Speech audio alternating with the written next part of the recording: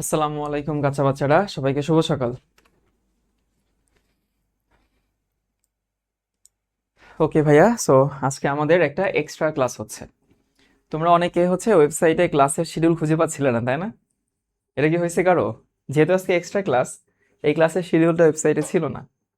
তো ইনস্ট্যান্টলি এই সকাল 9টার সময় শিডিউল তৈরি করে তারপরে ক্লাস নিতে আমরা চলে আসলাম। আচ্ছা হ্যাঁ, অনেকেই খুঁজে পাওনি। এটা আসলে তুমি খুঁজে পাওনি, এটা তোমার দোষ না।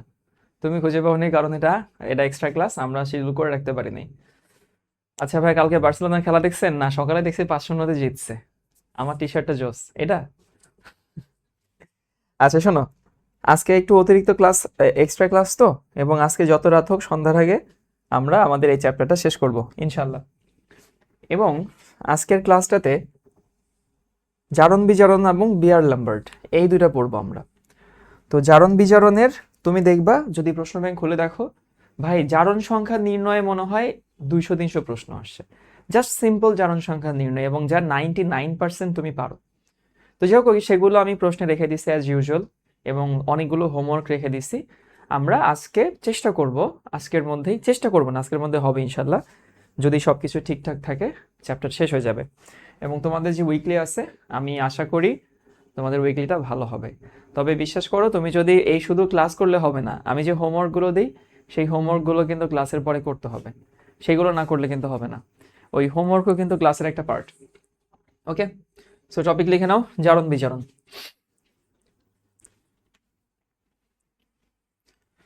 কয়টা পর্যন্ত মাইন্ডসেট করবা? 2 ঘন্টা ক্লাস হবে। ভাইয়া রোম্বিক সালফার দিয়ে এটা ম্যাথ করাইছিলেন? হ্যাঁ হ্যাঁ, ওইটা সালফার 8 হবে, আমি দেখছি পরে রোম্বিক সালফার S8 হবে। আমারই ভুল হয়েছিল ক্লাসের মধ্যে। রোম্বিক সালফারকে আমি শুধু সালফার ধরে করছিলাম, তাই না? আচ্ছা, জারণ বিজারণের একটা স্লোগান সবার মুখস্থ মুখস্থ থাকা উচিত। স্লোগানটা জানি কি ছিল? জারণ, ছাড়ন, বারণ এবং বিজারক। বোকারা জারণও মনে রাখে, বিজারণও মনে রাখে। জারণও মনে রাখে, বিজারণও মনে রাখে। এখন এই যে জারণ বিজারণ দুইটা একসঙ্গে মনে রাখার তো কোনো মানে হয় না। কেন মানে হয় না? কারণ তুমি একটা জানলে যেটা আরেকটা পারো, সেটা তোমার দুইটা মুখস্থ করার তো কোনো মানে হয় না। শ্রেয়া ভাই আগের দিন যে সলিউশনটা দিলেন, শোন, আগের দিন সলিউশনটা দিছিলাম আমি গাড়িতে বসে বসে, এবং আমার ওই ফোনে ক্যালকুলেশন করছিলাম। ওই আমার কাছে সাইন্টিফিক ক্যালকুলেটর ছিল না, সো ক্যালকুলেশন ভুল হইতে পারে, কিন্তু প্রসেস তো ওইটাই। শ্রেয়া, বুঝতে পারছো? জারণ, ছাড়ন, বারণ, বিজারক, এই স্লোগানটা সবাই অন্তরে ধারণ করবা। এই স্লোগানটা যেন অটোমেটিক মুখ দিয়ে বের হয়। এবং আমরা যেরকম সোজাসুজি তুমি একবারে মনে রাখো, ফিল করতে হবে। কেমনে ফিল করতে হবে? জারণ মানে ছাড়ন, এটা যেরকম তুমি ফিল করবা। জারণ মানে জারণ সংখ্যা বারণ, সেটা ফিল করতে হবে। আবার জারণ যার ঘটে সে বিচারক, সেটাও ফিল করতে হবে। আবার বিচারকের জারণ সংখ্যা বাড়ে, বিচারকের ছাড়ন ঘটে, ছাড়লে বারণ হয়, বাড়লে ছাড়ন হয়, বাড়লে জারণ হয়। আমি কি বুঝাইতে পারছি? যে শুধু এই সিরিয়ালি যে মুখস্থ করবা তা না, এই প্রত্যেকটার সাথে প্রত্যেকটা যে রেলেভেন্ট, মানে প্রত্যেকটার সাথে প্রত্যেকটা এরা যে একই সাথে থাকে, একই ঘটনা ঘটে, সেটা একটু আমাদের মনে রাখতে হবে। এবার একটু জারণ সংখ্যা দেখি আমরা। এটাকে একটু উপরে নিব আর ওটাকে একটু নিচে নেব। জারণ সংখ্যা নির্ণয়, এই যেগুলো আছে সেগুলো তুমি সবাই পারো। তার আগে তোমাদেরকে একটা প্রশ্ন করি, দেখি এই প্রশ্ন আসলে অনেকেই ভুল করবা। এই গাছা বাচ্চারা বলো তো, সোডিয়ামের জারণ সংখ্যা কত? এই প্রশ্ন আসবে ঠুসঠাস করে ভুল টুল করে, তারপর এক্সাম হল থেকে খুশি মনে বের হয়ে আসবা। পরে গিয়ে বুঝতে পারবা যে তুমি ভুল করে আসছো। সোডিয়ামের জারণ সংখ্যা +1 না? +1? খবরদার খবরদার, সোডিয়ামের জারণ সংখ্যা 0। পটাশিয়ামের জারণ সংখ্যা 0। সোজা কথা, যদি কোনো পরমাণু হয় যার যদি কোনো চার্জ না থাকে, জারণ সংখ্যা 0 হয়। এটা খুব খুব কেয়ারফুলি পরীক্ষা হলে আনসার করবা, যদি পরীক্ষা আসে। আমি যদি জিজ্ঞেস করি যে সালফিউরিক অ্যাসিডের জারণ সংখ্যা কত, H2SO4, এর জারণ সংখ্যা কিন্তু 0। আমি যদি তোমাকে জিজ্ঞেস করি যে অ্যামোনিয়াম আয়নের জারণ সংখ্যা কত, অ্যামোনিয়াম আয়ন, এর জারণ সংখ্যা কিন্তু +1। কেন +1? কারণ ওর উপরে চার্জ +1। যদি আমি জিজ্ঞেস করি Cl- এর জারণ সংখ্যা কত, -1। যদি সালফেটের জারণ সংখ্যা বের করতে বলি, -2। তাহলে এতক্ষণ ধরে যা শিখলাম সেটার সারাংশ যদি কোনো অণু হয়, পরমাণু হয়, যদি কোনো চার্জ না থাকে, ওর জারণ সংখ্যা হয় 0। আর যদি ওর উপরে কোনো চার্জ থাকে, যে পরিমাণ চার্জ, সেটাই হচ্ছে তার জারণ সংখ্যা। এখন এই জিনিসগুলো তোমাদেরকে করেই দেই, মানে এটা হচ্ছে ঠিক আছে ফর্মালিটি। সালফিউরিক অ্যাসিডে সালফারের জারণ মান কত? সালফিউরিক অ্যাসিডে সালফারের জারণ মান হইতেছে, দেখো অক্সিজেন কত -8 না, আর হাইড্রোজেন হচ্ছে +2। তাহলে সালফারের এমন একটা ভ্যালু বসাইতে হবে যে ভ্যালু বসাইলে পুরো যৌগের জারণ মান 0 হয়। কত হবে সেটা? আবারও বলতেছি, যারা এক্স ধরে করো তারা এক্স থেকে বের হয়ে আসতে হবে। -8 +2, তাহলে সালফারের মান যদি +6 বসাই তাহলে পুরো যৌগের জারণ মান 0 হয়। এই সেম জিনিস বিশ্বাস করে আমি পরশুদিন ক্লাস 9 না 10 জানি পড়াইছি শিখতে। ওদের তো আবার এক্স ধরে করতে হয়, খুবই প্যারা লাগে। পটাশিয়াম পার ম্যাঙ্গানেট, এখানে তোমাকে জিজ্ঞেস করছে ম্যাঙ্গানিজের জারণ মান কত। তাহলে অক্সিজেন -8, 4 দুগুণে 8, পটাশিয়াম +1। তাহলে ম্যাঙ্গানিজের এমন একটা মান বসাইতে হবে যেটা বসাইলে পুরো যৌগের জারণ মান 0 হয়। তো সেটা কত বসাবা? 7 বসাবা। তারপর হতেছে অরণ্য, তোমার প্রশ্নের আনসার অটোমেটিক চলে আসবে। এখানে হতেছে -14। কার -14? অক্সিজেনের -14। তো অক্সিজেনের -14 ঠিক আছে, বুঝলাম। আমার এই পুরো যৌগের জারণ মান -2, এই যে পুরো যৌগের জারণ মান -2। তাহলে ক্রোমিয়ামের এমন একটা মান বসাইতে হবে যেটা বসাইলে আলটিমেট যৌগের জারণ সংখ্যা হয় -2। আবারও বলছি, ক্রোমিয়ামের এমন একটা মান বসাইতে হবে যে মানটা বসাইলে পুরো যৌগের জারণ মানটা হয় -2। সেটা কত? +12, তাই না? এখন +12 যদি হয়, জারণ সংখ্যা বের করতে বললে ওরা মিন করে একটার জন্য কত হবে, সেটা +6। সোডিয়াম অক্সালেট, সোডিয়াম অক্সালেট হতেছে এখানে -8, এখানে হচ্ছে +2, তাহলে সেই হিসাবে +6 আসে। তাহলে একটার কি হবে? একটার হতেছে +3।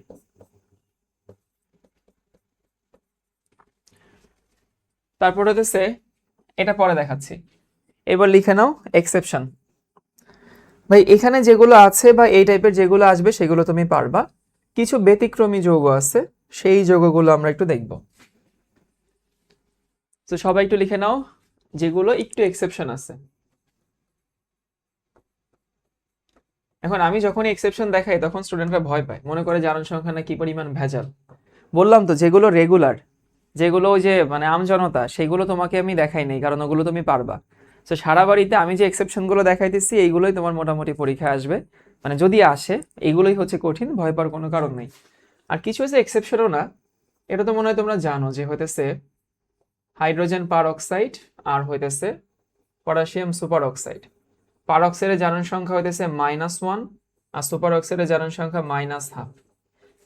এটা এক্সেপশন না, আসলে এটা আমাদের জানা। মানে আমাদের কাছে আসলে সহজ কঠিন বলে ইস্যু না, আমাদের কাছে ইস্যু হইতেছে পরিচিত হইলে সহজ, পরিচিত না হইলে কঠিন, তাই না? এটা কাজ করে। এক্সাম হলে কমন পড়লে সহজ, কমন না পড়লে কঠিন। আচ্ছা, পার অক্সাইডের জারণ সংখ্যা -1, এর বাহিরেও কিছু কথা আছে। তোমাদের এরকম ধারণা কার কার মাথায় আছে জারণ সংখ্যা -1 হলে পার অক্সাইড হয়? ধারণাটা হচ্ছে জারণ সংখ্যা -1 হলে পার অক্সাইড হয়, এই ধারণা কার আছে? পার অক্সাইডের জারণ সংখ্যা -1 হয়, দ্যাটস কারেক্ট। কিন্তু -1 হইলেই সেটা পার অক্সাইড বলবো সেরকম না। পার অক্সাইড মানে হইতেছে এইটা, অক্সিজেন, অক্সিজেন সিঙ্গেল বন্ড থাকবে। সো কোনো যৌগে তুমি যদি দেখো অক্সিজেন অক্সিজেন সিঙ্গেল বন্ড, সেটা হচ্ছে পার অক্সাইড। হ্যাঁ, তোমার সাথে আমি সম্পূর্ণ একমত যে যখন অক্সিজেন অক্সিজেন সিঙ্গেল বন্ড থাকে তখন এদের জারণ সংখ্যা হয় হতেছে -1। তারপরে এই যৌগটা দেখো তো, CH2Cl2, এই যৌগে কার্বনের জারণ সংখ্যা কত?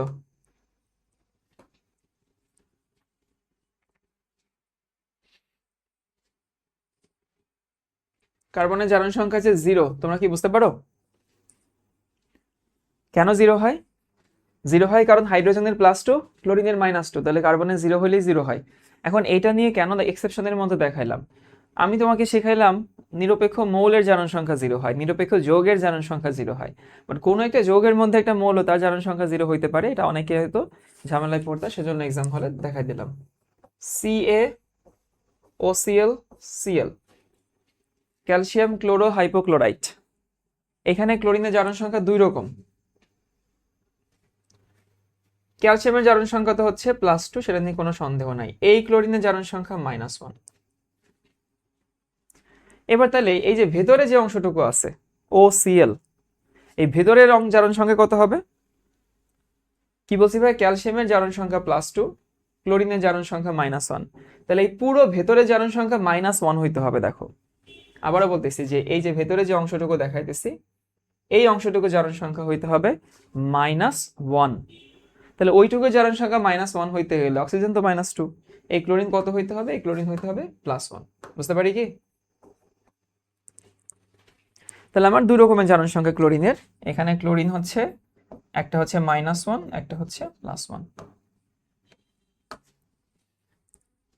তারপরে হইতেছে আরেকটা ব্যতিক্রম, ফেরোসোফেরিক অক্সাইড।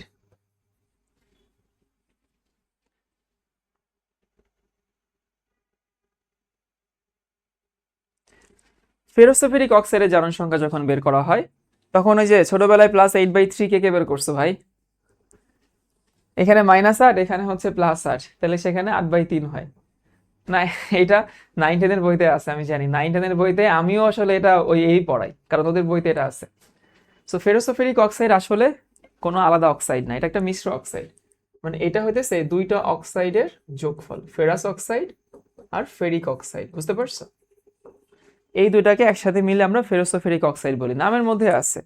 সো এইখানে জারণ মান হচ্ছে +2, এখানে জারণ মান হচ্ছে +3। তাহলে ফেরোসোফেরিক অক্সাইডের জারণ মান চাইলে দুই রকম লিখবা, +2 এবং হচ্ছে +3।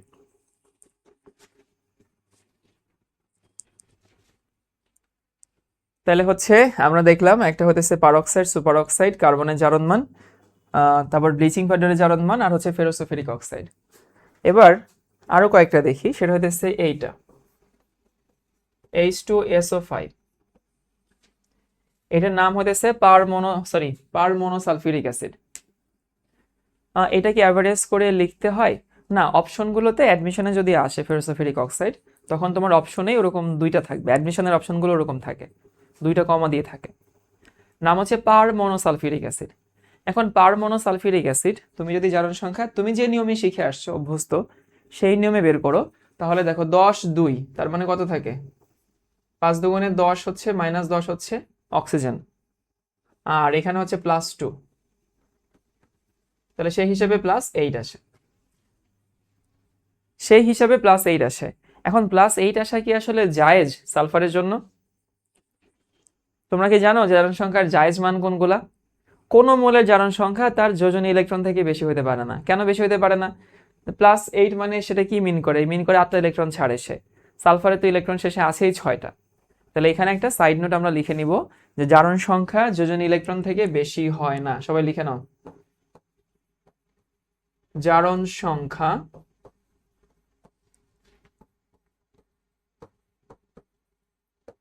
যোজনী ইলেকট্রন থেকে বেশি হয় না। তোমার পকেটে আছে 10 টাকা, তুমি 100 টাকার খাবার কিভাবে খাবা? যদি এখন ক্রেডিট কার্ডে এরকম লোভ দিয়ে দিয়ে মানুষের ঋণী বানায় ফেলে। জারণ সংখ্যা যোজনী ইলেকট্রন থেকে বেশি হয় না, সম্ভবই না। তাহলে যদি কখনো এরকম কোনো যৌগ থাকে যেখানে জারণ সংখ্যা যোজনী ইলেকট্রন থেকে বেশি হয়ে গেছে, তখন যদি তুমি অ্যাডমিশনের জন্য বলো, আনসার হচ্ছে ভাই সোজা কথা, আমার এই সালফারের ম্যাক্সিমাম কত পসিবল? 6 পসিবল, ওই 6 হচ্ছে আনসার।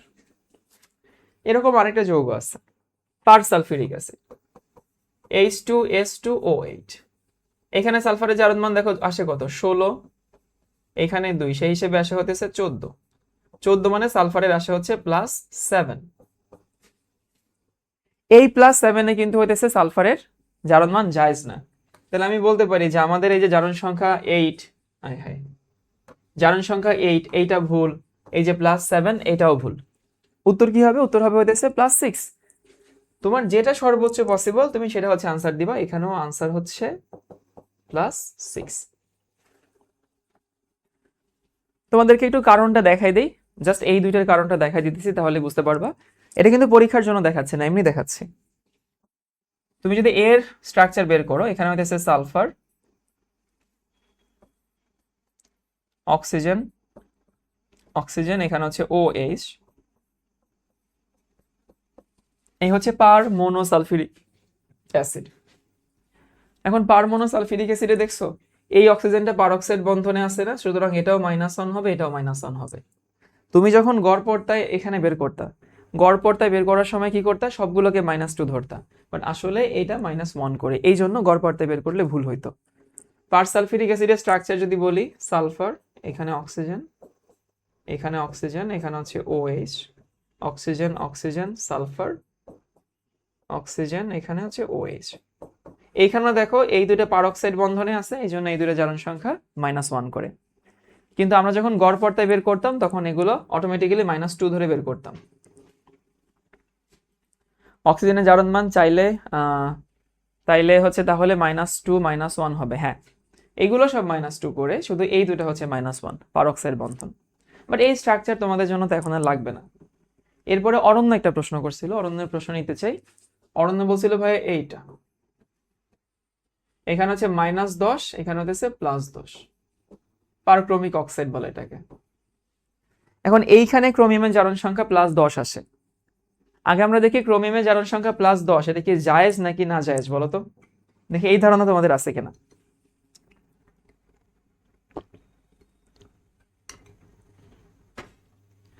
ক্রোমিয়ামের জারণ সংখ্যা +10, এটা জায়েজ না। কেন জায়েজ না? কারণ হচ্ছে ক্রোমিয়ামের ক্ষেত্রে শেষে কি ছিল? 4s1 3d5। আচ্ছা, শ্রেয়া বলছে আমি কালকে ডেলিতে 10 দেখাইছি। 4s1 3d5, আমরা জানি যে এদের ক্ষেত্রে কি হয়, S এবং D একসাথে শক্তি স্তরের মতো কাজ করে। মনে আছে যে 4s এবং 3d একই সাথে তোমার যোজনী শেলের মতো কাজ করে। তাহলে এই দুইটা মিলে তার যোজনী শেল। সেক্ষেত্রে কয়টা পসিবল? 6টা পসিবল। তাহলে আমাদের এখানে আনসার হচ্ছে কত? আনসার হচ্ছে 6।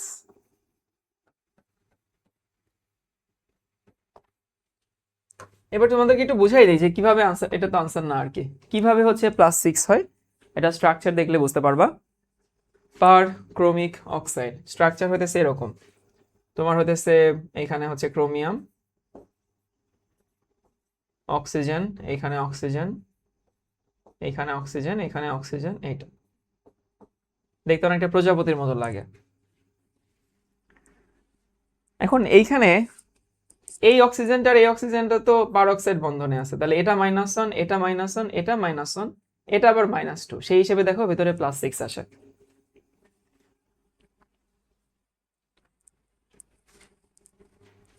সবাই কি বুঝতে পারছি? তাহলে আমরা দেখলাম পার মনোসালফিউরিক অ্যাসিড, পার সালফিউরিক অ্যাসিড, তারপর হচ্ছে পার ক্রোমিক অক্সাইড, আরো দু একটা এরকম আছে, যেমন ধরো সোডিয়াম থায়োসালফেট,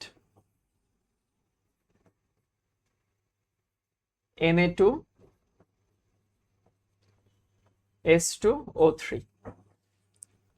সোডিয়াম থায়োসালফেট। এখন এখানে সালফারের জারণ মান কত? টিপিক্যাল নেমে বের করলে কত আসে? এখানে আসে -6, এখানে আসে হচ্ছে +2, তাহলে সেই হিসেবে আসে হচ্ছে তোমার হচ্ছে প্লাস কত আসে? প্লাস আসে হচ্ছে 4, তাহলে সেই হিসেবে একটা আসে হচ্ছে +2, এরকমই তো আসে, কিন্তু এটা আসলে ঠিক না।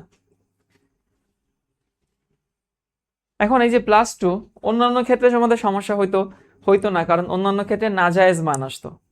এখন নাজায়েজ মান আসলে আমরা বুঝতাম যে এই মানটা সঠিক না, বাট +2 তো সালফারের নাজায়েজ মান না, এটা তো জায়েজ মান।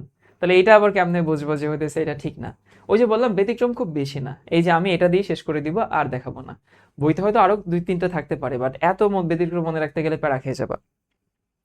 এখন সোডিয়াম থায়োসালফেট কেন এরকমটা হয় না সেটা বোঝার জন্য তোমাকে একটু এর ব্যাকগ্রাউন্ডটা জানতে হয়। সো আমরা একটু থায়ো যৌগের ব্যাকগ্রাউন্ড দেখব। থায়ো যৌগ সৃষ্টি হয় কিভাবে? থায়ো যৌগ সৃষ্টি হয় হইতেছে একটা অক্সিজেন মাইনাস হবে, একটা সালফার অ্যাড হবে। Oxygen minus sulphur add. যেমন তোমাকে একটা উদাহরণ দেই, নর্মাল সোডিয়াম সালফেট হতেছে এইটা Na2SO4।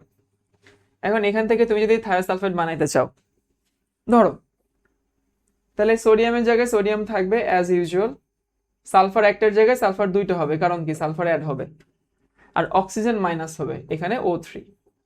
কুয়েটে একটা প্রশ্ন আসছিল থায়োসালফিউরিক অ্যাসিডের সংকেত কি? কুয়েটের আসছিল থায়োসালফিউরিক অ্যাসিড। সো কুয়েটে যে প্রশ্ন আসছিল সেই প্রশ্নটা হইতেছে এইটা, থায়োসালফিউরিক অ্যাসিড। সো তুমি নর্মাল সালফিউরিক অ্যাসিড আগে লিখো, sulphuric acid. Normal sulphuric acid থেকে একটা সালফার অ্যাড করে একটা অক্সিজেন মাইনাস করো, তাহলে থায়োসালফিউরিক অ্যাসিড পাবা।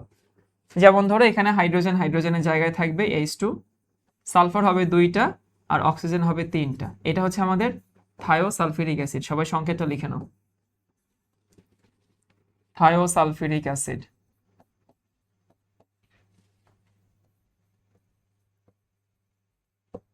Thiosulphuric acid. এখন বুঝলাম থায়োসালফিউরিক অ্যাসিড। এখন জারণ সংখ্যা কেন এরকম হয় তার দিকে আমরা দেখাবো, সমস্যা নেই। থায়োসালফিউরিক অ্যাসিডে যে ঘটনাটা ঘটে সেই ঘটনা হচ্ছে এইটা। আমি যে একই তো কথা, থায়োসালফিউরিক অ্যাসিডের লবণ হচ্ছে সোডিয়াম থায়োসালফেট। সো এটার স্ট্রাকচার হইতেছে সালফার, এখানে হইতেছে সালফার, এখানে অক্সিজেন, এখানে OH, এখানে আসলে OH। মানে অ্যাকচুয়ালি এই জায়গাটাতে সালফিউরিক অ্যাসিডে অক্সিজেন থাকে, সালফিউরিক অ্যাসিডে এই জায়গাটা অক্সিজেন থাকে, আর এই থায়োসালফিউরিক অ্যাসিডে এই জায়গাটা সালফার থাকে। এখন সঞ্জিত কুমার গুহ স্যারের বইতে বলা আছে যে এই অক্সিজেনটা -2, সমস্যা নাই, এই দুইটা মিলে হইতেছে -1, এই দুইটা মিলে -1, আর এই অক্সিজেনটা যেহেতু পেরিফেরির সালফার, এটা যেহেতু পেরিফেরির সালফার মানে প্রান্তের সালফার, এবং এটা যেহেতু অক্সিজেনের জায়গায় বসছে, এই সালফারের জারণ মানটা -2 হবে। আর এটার আশেপাশে যেহেতু মাইনাস আছে, এটা জারণ সংখ্যা +6 হবে। বুঝতে পারছো? এখন তুমি যখন আসলে এরকম ভাবে বের করতা, তখন দুইটা সালফারকে তুমি একই কাতারে ফেলাই বের করতা, দুইটা সালফারকে তুমি একই কাতারে ফেলাই বের করতা যখন তুমি এইভাবে বের করতা। কিন্তু বইতে বলা হয় যে এই সালফারটা আসলে নেগেটিভ সালফার, অক্সিজেনের জায়গায় বসছে, আবার এই সালফারটা হচ্ছে পজিটিভ সালফার। তাহলে এখানে আনসার কি হবে? সালফারের জারণ মান -2 হবে আর হচ্ছে +6 হবে। ওকে, আর ব্যতিক্রম দেখার দরকার নেই। টেট্রাথায়োনাইড আমি দেখাবো তাজদিক, যখন তোমাদেরকে আমি আয়োডোমিতি আর আয়োডিমিতে দেখাচ্ছি তখন বুঝাই দিব না। চলো কিছু প্রবলেম সলভ করি, দেখি তোমাদের হইতেছে কিরকম প্রশ্ন অ্যাডমিশনে আসে। পরে আসি এখানে, দেখো দিতে পারো কিনা।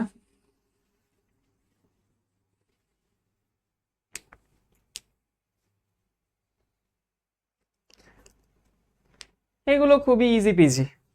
6টা সায়ানাইডের হইতেছে -6, 6টা সায়ানাইডের -6। তাহলে ক্রোমিয়ামের কত বসাইলে উপরে -3 হবে? +3 বসাইলে উপরে হইতেছে -3 হবে, তাই না? সো এটা হচ্ছে +3।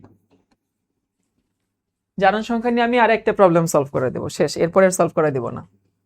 না এটা না, এটাও না, এটা আমাদের নর্মাল ম্যাথ। এটাও না। হ্যাঁ বলো, এটা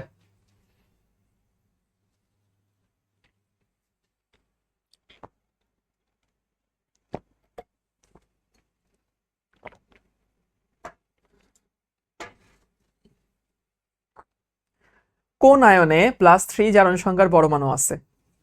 কোন আয়নে +3 জারণ সংখ্যার পরমাণু আছে? আমি তো দেখেই বুঝতে পারছি কোনটা আনসার হবে। এখানে অক্সিজেন -4, এখানে +3 বসাইলে আলটিমেটলি -1 হয়। সেটা আসলে অপশন চেক করলেই হবে। আর ওই যে ওই প্রশ্নটাও কোনো একবার ভার্সিটিতে আসছিল, পার ক্রোমিক অক্সাইড, এই প্রশ্ন আসে, দেখছো? এটাও আসে, -1/2 হবে জারণ সংখ্যা।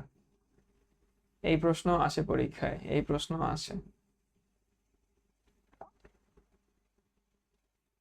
এই যে এটা আসছিল রাজশাহী ইউনিভার্সিটি, তোমার হচ্ছে 2019-20।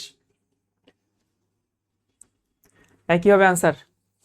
এটা তোমাদের ওই যে উইকলি না, উইকলিতে এখনো হয়নি, ডেইলিতে আসছিল, তাই না?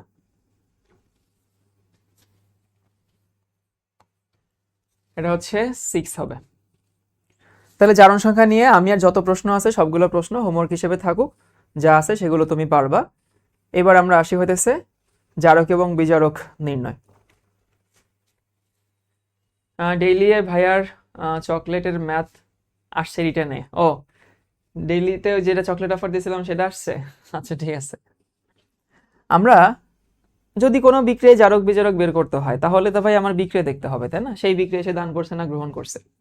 কিন্তু সেই বিক্রিয়া দেখা ছাড়াও কিছু জারক বিজারক আছে যারা ইউনিভার্সাল জারক বিজারক, মানে কিছু আছে যারা সারা জীবন বিজারক হবে, কিছু আছে যারা সারা জীবন জারক হবে, এর কোনো ব্যতিক্রম হয় না। এখন সেইগুলো আমরা একটু দেখার চেষ্টা করব। স্লোগানটা মনে আছে? জারণ বারণ ছাড়ন বিজারক। সো বাড়লে বিজারক, বাড়লে বিজারক, কমলে জারক। এখন আমি কয়েকটা তোমাদেরকে পরমাণু দেখাই। একটা হচ্ছে Fe3+, একটা হইতেছে Fe2+, আর একটা হইতেছে Fe। আচ্ছা, এই যে আয়রন যে তোমাদেরকে দেখাইলাম, তুমি কি জীবনে আয়রনকে নেগেটিভ হইতে দেখছো? কখনো আয়রন মাইনাস হয়? মাইনাস তো কোনোদিন হয় না, আমি দেখিনি ধাতু কখনো মাইনাস হয় না। সো আয়রন যদি মাইনাস না হয়, কোনো বিক্রিয়ায় যদি আয়রন বিক্রিয়া করে, বিক্রিয়া না দেখেও কি বলা যায় যে জারণ সংখ্যা ওর বাড়বে? ওর জারণ সংখ্যা জীবনও কমবে না। তাহলে জারণ সংখ্যা বাড়লে কি হয়? বিজারক হয়। তাহলে আমি বলতে পারি যে আয়রন এটা সবসময় বিজারক হবে, একেবারে চোখ বন্ধ করে বলে দেওয়া যায়। আবার এই যে Fe3+, এইটা একেবারে চোখ বন্ধ করে বলে দেওয়া যায় যে ও জারক হইতে বাধ্য, কারণ কি ওর আর উপরে যাওয়ার জায়গা না, Fe4+ তো হয় না। তাহলে এটা চোখ বন্ধ করে বলে দেওয়া যায় জারক। কিন্তু মাঝখানে যেটা লিখলাম এটা কিন্তু বলে দেওয়া যাবে না, এটা বিক্রিয়া দেখতে হবে যে সেই বিক্রিয়া এসে জারক হয়েছে না বিজারক হয়েছে। ক্লিয়ার সবার কাছে? আয়রন আমি চোখ বন্ধ করে বলতে পারি জারক, সরি বিজারক, আর ফেরিকটা আমি চোখ বন্ধ করে বলতে পারি জারক। মাঝখানেটা বলা সম্ভব না, এটা বিক্রিয়ার উপরে ডিপেন্ড করে, এটা জারকও হইতে পারে বিজারকও হইতে পারে। বুঝতে পারছি? সেম ঘটনা ঘটে হচ্ছে Cu2+, তারপর হচ্ছে Cu+ এবং হচ্ছে Cu। এটা বিজারক, সরি জারক, এটা বিজারক, আর মাঝখানেরটা দুটোটা হইতে পারে। সেম ঘটনা ঘটবে হইতেছে তুমি যদি এরকম নাও,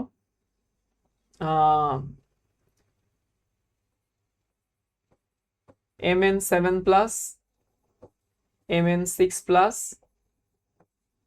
Mn4+, Mn2+ এবং হচ্ছে Mn। এটা আমাদের বিজারক, এটা আমাদের জারক। এর প্রত্যেকটা যৌগ আছে। দেখো এটা হতেছে আমাদের পটাশিয়াম পারম্যাঙ্গানেট, এটা পটাশিয়াম ম্যাঙ্গানেট, এটা ম্যাঙ্গানিজ ডাইঅক্সাইড। যদি যৌগগুলো একটু দেখাই দিই তাহলে এরকম দাঁড়ায় যৌগগুলো। KMnO4, KMnO4, এটা হচ্ছে K2MnO4, এটা হতেছে MnO2, এটা হচ্ছে MnCl2, এটা তো Mn তো নরমাল Mn। ভাই আজকে যা পড়াচ্ছেন সবই ডেইলিতে আসছে, অলরেডি 3টা কোশ্চেন সেম পেলাম। আচ্ছা, তাহলে আমি বলতে পারি যে এটা ইউনিভার্সালি জারক, এটা ইউনিভার্সালি বিজারক। মাঝখানের গুলো ডিপেন্ড করে, বিক্রিয়া দেখে দেখে আমাদের বলতে হবে যে কি হবে সেখানে। তারপরে হতেছে আমরা যদি অক্সিজেনের ক্ষেত্রে চিন্তা করি, একটা হতেছে অক্সিজেন 2-, একটা অক্সিজেন মাইনাস, আর একটা নর্মাল অক্সিজেন। এটা আমাদের 2- মানে এভাবে দেখাই, নর্মাল অক্সিজেন O2 2-, আর একটা হতেছে O2, সরি O2-। এটা আমাদের অক্সিজেনের সর্বোচ্চ জারণ মান। অক্সিজেন সর্বোচ্চ 0 হইতে পারে, তার বেশি হয় না। অক্সিজেন প্লাস হয় না, একটা কেসে প্লাস হয় যদি সে ফ্লোরিনের সাথে থাকে, বাট ওই যৌগটা আসলে এক্সট্রিমলি আনস্টেবল যৌগ, এক্সট্রিমলি রেয়ার যৌগ। আমি একটা যৌগের জন্য নিয়ম পাল্টাতে চাচ্ছি না, বুঝতে পারছো? সো আমরা অক্সিজেনের সর্বোচ্চ জারণ মান ধরছি 0, 0-এর বেশি তো সে হয় না আর কি। আর সব থেকে কম হতেছে -2। আর পারঅক্সাইডকে এভাবে দেখানো হয় O2 2-, মানে দুইটা অক্সিজেনের জারণ মান -2। তাহলে এটা আমাদের হচ্ছে বিজারক, সরি জারক, এটা আমাদের বিজারক, এটা যে কোনো কিছু হইতে পারে। এরপরে দেখো সালফিউরিক অ্যাসিড অথবা সালফার ট্রাইঅক্সাইড, এরপরে সালফার ডাইঅক্সাইড, এরপরে সালফার, তারপরে হাইড্রোজেন সালফাইড।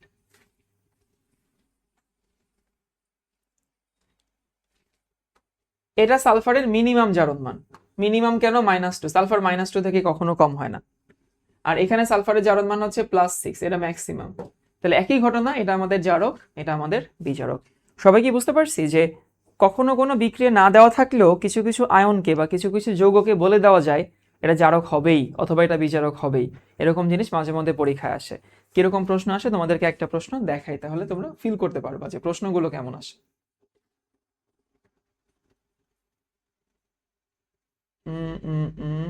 এটা না, এটা না, এটা না, এটাও না। এত প্রশ্ন আনা হয়েছে আসলে। এই যে দেখো এই প্রশ্নটা,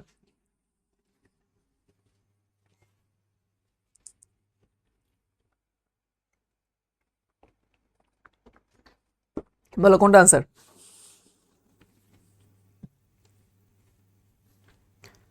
এখানে তো আবার কাহিনী আছে, যাই হোক সমস্যা নেই। প্রথমত দেখি পটাশিয়াম পারম্যাঙ্গানেট। এই যে পটাশিয়াম পারম্যাঙ্গানেটে ম্যাঙ্গানিজের জারণ মান 7, 7 মানে ম্যাক্সিমাম জারণ মান। ম্যাক্সিমাম জারণ মানে থাকলে সে জারক হয়, মানে এটা আনসার না। কপার সালফেট, কপার সালফেট এটা ওর ম্যাক্সিমাম জারণ মানে আছে। সো ম্যাক্সিমাম জারণ মানে থাকলে এটাও আমাদের জারক না, সুতরাং এটা আমার আনসার না। সোডিয়াম থায়োসালফেট, এখানে সালফারের একটা জারণ মান কত আছে? +6 আছে না? যদিও একটার +6 একটার -2, কিন্তু জারণ মান বলতে আমরা কেন্দ্রীয় মৌলের জারণ মান কি বুঝাতে থাকি, বুঝছো? সো কেন্দ্রীয় মৌল যে সালফারটা, কেন্দ্রীয় যে সালফারটা, সেই সালফারে জারণ মান +6 আছে, সেটাও কি ম্যাক্সিমাম না? তার মানে এটাও আনসার না। ম্যাঙ্গানাস সালফেট এখানে +2। এখন সত্যি বলতে +2 থেকে উপরেও যেতে পারে, +2 থেকে নিচেও যেতে পারে ম্যাঙ্গানাসের ক্ষেত্রে, কিন্তু বাকিগুলো তো ভাই আর উপরে যাওয়ার জায়গা নাই। এ তো উপরে ম্যাঙ্গানাস 2 থেকে 4-এ যেতে পারে, 6-এ যেতে পারে, 7-এ যেতে পারে। তাহলে মন্দের ভালো আমাদের আনসার কোনটা হবে? এইটা। এই কাঁচা বাচ্চারা বুঝতে পারছি কি প্রশ্ন কেমন আসে? তোমাদেরকে আমি আরেকটা প্রশ্ন দেখাই আসি। ধরো এরকম প্রশ্ন, এরকম প্রশ্ন, এরকম প্রশ্ন আরো আছে, থাকা উচিত। জারণ সংখ্যা দিয়ে প্রশ্ন ভরা, জারণ সংখ্যার প্রশ্ন খালি।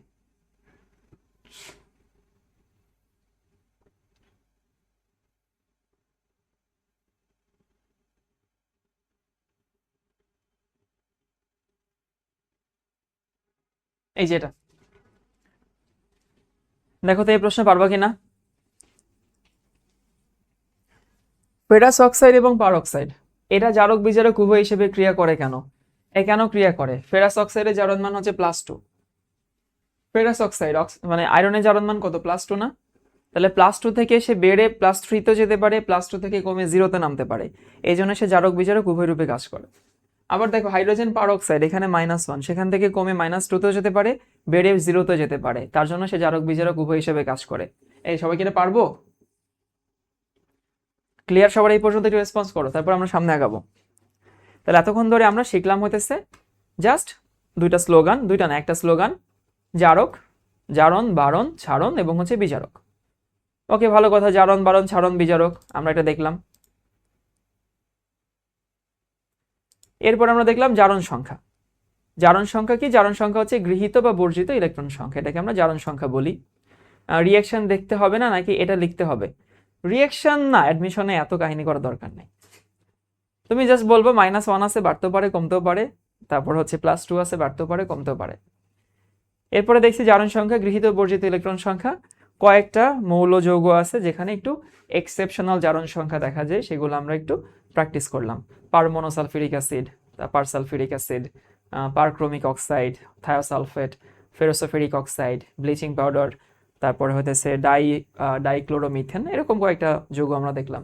আর তারপরে দেখলাম যাদের জারণ সংখ্যা তার ম্যাক্সিমাম জারণ মানে আছে সেটা আমরা ইউনিভার্সালি জারক হয়, আর যারা জারণ সংখ্যা মিনিমাম জারণ মানে আছে ওরা ইউনিভার্সালি বিজারক হয়। বাকিগুলো বিক্রিয়া দেখে দেখে বের করতে হয়। এরপরে আমরা দেখব হইতেছে সমতাকরণ, ইলেকট্রন আয়ন মেথডে সমতাকরণ।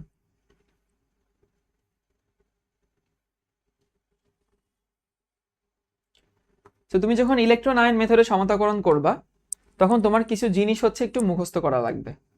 আমরা সেই জিনিসগুলো একটু তোমাদেরকে লিখে দিব। তুমি বলতে পারো এটা হচ্ছে অনেকটা যখন আমরা ত্রিকোণমিতি শুরু করছিলাম তখন এক গাদা ত্রিকোণমিতি সূত্র মুখস্থ করছিলাম না, সেরকম সূত্র বা ত্রিকোণমিতি থেকে সংখ্যায় কম। বা যখন তুমি ইন্টিগ্রেশন শুরু করছো, ডিফারেন্সিয়েশন শুরু করছো, তখন এক গাদা সূত্র মুখস্থ করছো না? মানে আমি আসলে এই যে ডিফারেন্সিয়েশন করতে আমার ভালো লাগতো, ডিফারেন্সিয়েশন করে যখন আমি ইন্টিগ্রেশনে যাইতাম তখন আমার সূত্রটা ম্যাচ করতে অনেক কষ্ট হতো। মানে হইতেছে এই যে উল্টা সূত্র না সব, তো ওগুলো মাথায় মানে খেলতে একটু কষ্ট হইতো, বাট পরে সূত্রগুলো একদিন জিদ ধরে এমনভাবে মুখস্থ করছে যে এরপরে আমার ক্যালকুলাস ভালোই লাগতো, কিন্তু আমার ত্রিকোণমিতি কোনোদিন আর ভালো লাগে নাই। হ্যাঁ, প্লাস মাইনাস তো উল্টে যাই, এটা তো ঠিক আছে। প্রথমে তো লিমিটটা খারাপ লাগতো না, লিমিট খারাপ লাগে না, ভালোই লাগতো। লিমিটের পরে ডিফারেন্সিয়েশন, সেটাও ওকে ঠিক আছে। এরপরে যখন ইন্টিগ্রেশনে যেতাম তখনই আমার কাছে মনে হতো আল্লাহ সূত্র এখন জানি কি হবে, সূত্র এখন জানি কি হবে, প্যারা লাগতো খুবই। আর ত্রিকোণমিতি আমার চোখের কাটা ছিল কয়েকটা কারণে। একে তো ত্রিকোণমিতি আমার কাছে মনে হয় মুখস্থ করতে হয় নিয়ম। মানে হইতেছে ত্রিকোণমিতি কি হয় যে ধরো আমি ট্যান রে ভাঙাবো, এখন ট্যান রে তো ভাই কয়েকভাবে ভাঙানো যায়। তো তোমাকে আসলে মুখস্থই করতে হয় যে এই উত্তর আনার জন্য এমনে ভাঙাইতে হবে। এটা মুখস্থ না করলে আমার এমনও হয়েছে যে 2 পেজ অঙ্ক করার পরে যে লাইন দিয়ে শুরু করছি ওই লাইনে আবার ফেরত আসছে, এটা আমার জীবনে বহুবার হয়েছে।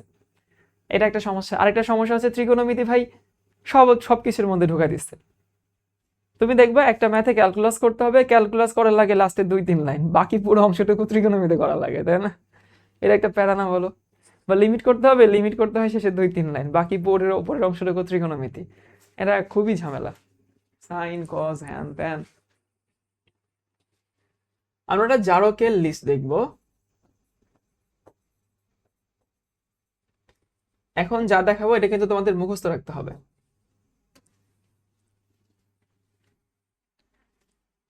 জারকের লিস্ট হচ্ছে পটাশিয়াম পারম্যাঙ্গানেট KMnO4 অ্যাসিডিক মিডিয়াতে তৈরি করে হইতেছে Mn2+, এটা মুখস্থ রাখতে হবে। তাহলে এখানে আসলে +7 ছিল, +7 থেকে +2 তৈরি করলো।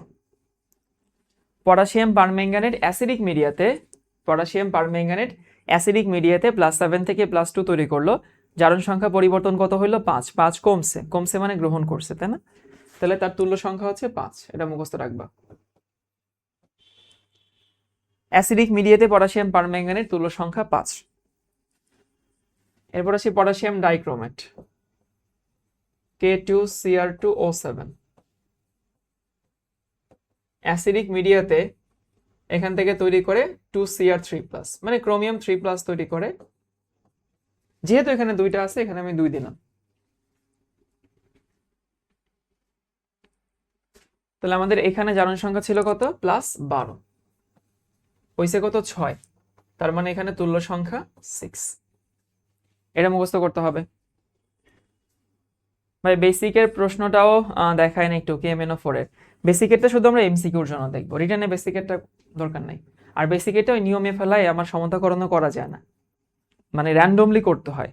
ধরো অ্যাসিডিকেটা যেরকম আমরা নিয়মের মধ্যে ফেলাই, প্যাটার্নের মধ্যে ফেলাই করতে পারি, বেসিকেরটা হচ্ছে র্যান্ডমলি যেরকম সমতাকরণ করতাম না আমরা, ওই র্যান্ডম সমতাকরণ করতে হয়।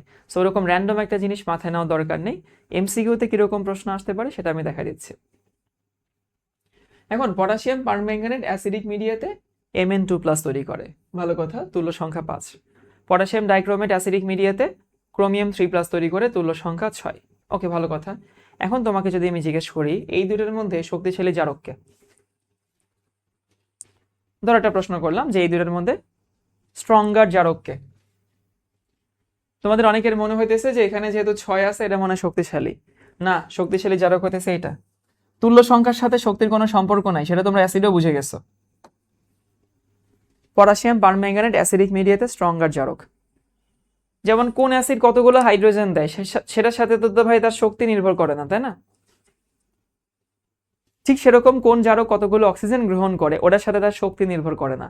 শক্তি নির্ভর করে যে সে কত তাড়াতাড়ি বিয়োজিত হয়, কাকে জারিত করতে পারে, কি পরিমাণ জারিত করতে পারে সেই হিসাবে। আর এমসিকিউর জন্য দুইটা তথ্য মনে রাখবা, বা সিকিউর জন্য করা যায়। তার দিকে প্রশ্নের আনসার দিচ্ছি, দাঁড়াও। পটাশিয়াম পারম্যাঙ্গানেট তুমি যখন অ্যাকুয়াস মিডিয়াতে নিবা তখন সেটা তৈরি করে হইতেছে ম্যাঙ্গানিজ ডাইঅক্সাইড। পটাশিয়াম পারম্যাঙ্গানেট যখন অ্যাসিডিক অ্যাকুয়াস মিডিয়াতে নিব তাহলে এখানে কত দাঁড়ায়? এখানে দাঁড়ায় হচ্ছে +7, আর এখানে হয়েছে হচ্ছে +4, তাহলে তুল্য সংখ্যা 3। কেন 3 হয়েছে? 7 থেকে 4-এ নামছে, তার মানে হইতেছে 3 কমছে, তুল্য সংখ্যা 3। আর যদি পটাশিয়াম পারম্যাঙ্গানেট KMnO4 তুমি যদি এটাকে বেসিক মিডিয়া নাও ক্ষারীয় মাধ্যমে, সেখান থেকে তৈরি করে পটাশিয়াম ম্যাঙ্গানেট K2MnO4।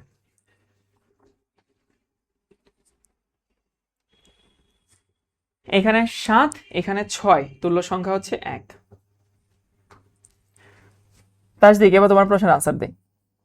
তুমি তুল্য সংখ্যা জানো, অ্যাডমিশনে এমসিকিউতে যদি এই টাইপের প্রশ্ন আসে আমরা তো আনসার জানি যে পটাশিয়াম পারম্যাঙ্গানেট থেকে অ্যাকুয়াস মিডিয়া নিলে হবে ম্যাঙ্গানিজ ডাইঅক্সাইড, আর বেসিক মিডিয়া নিলে হবে পটাশিয়াম ম্যাঙ্গানেট। আমরা জানি, আমরা তুল্য সংখ্যাটাও জানি। যদি এটা রিটেনে ম্যাথ আসে, ম্যাথ তো আমরা বিক্রিয়া দেখায় করবো না কোনোদিন, ম্যাথ আমরা করবো হইতেছে নি সমান নি। তো নি আমি তো জানি, এন জানি, আমি ই জানি, এখানে এন জানি, আমি ই জানি। সো যদি ম্যাথ আসে যে এইটার ওইটার কতটুকু জারিত করে বিজারিত করে হ্যান ত্যান, আমরা পারবো। যদি এইটা থেকে সরাসরি এমসিকিউ আসে তাহলে আমরা পারবো। এবার আসে যদি বিক্রিয়া ইলেকট্রন আয়ন পদ্ধতিতে সমতাকরণ করতে বলে, সেইটা আসলে কোনো প্যাটার্নে ফেলে করা যায় না, নর্মালি করতে হয়। সো ওইটা আমরা রিস্ক ফ্যাক্টর হিসেবে ছেড়ে দিব, এখনো পর্যন্ত কোনোদিন আসে নাই। রাজদিক, আমার পয়েন্টটা বুঝতে পারছো? অ্যাডমিশনের সময় তুমি এখন হচ্ছে জাস্ট বেসিক মিডিয়াতে কোনোদিন আসে নাই, শুধু হাজারি স্যারের বইতে মনে হয় একটা বিক্রিয়া দেওয়া আছে। সো ওই একটা বিক্রিয়ার জন্য এরকম একটা জটিল জিনিস মুখস্থ করার দরকার নেই, অনেক কিছু তুমি জেনে গেছো, সেফ সাইডে থাকো। রুয়েটে কি সমতাকরণ আসছিল না ম্যাথ আসছিল 24-25-এ?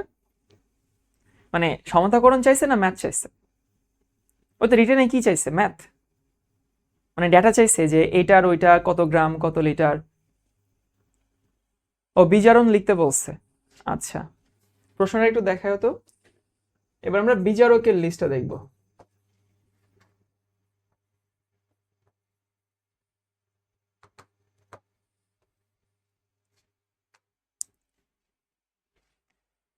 বিজারকের লিস্ট হচ্ছে, আমাদের এখানে সব থেকে বেশি ব্যবহৃত বিজারক হইতেছে Fe2+।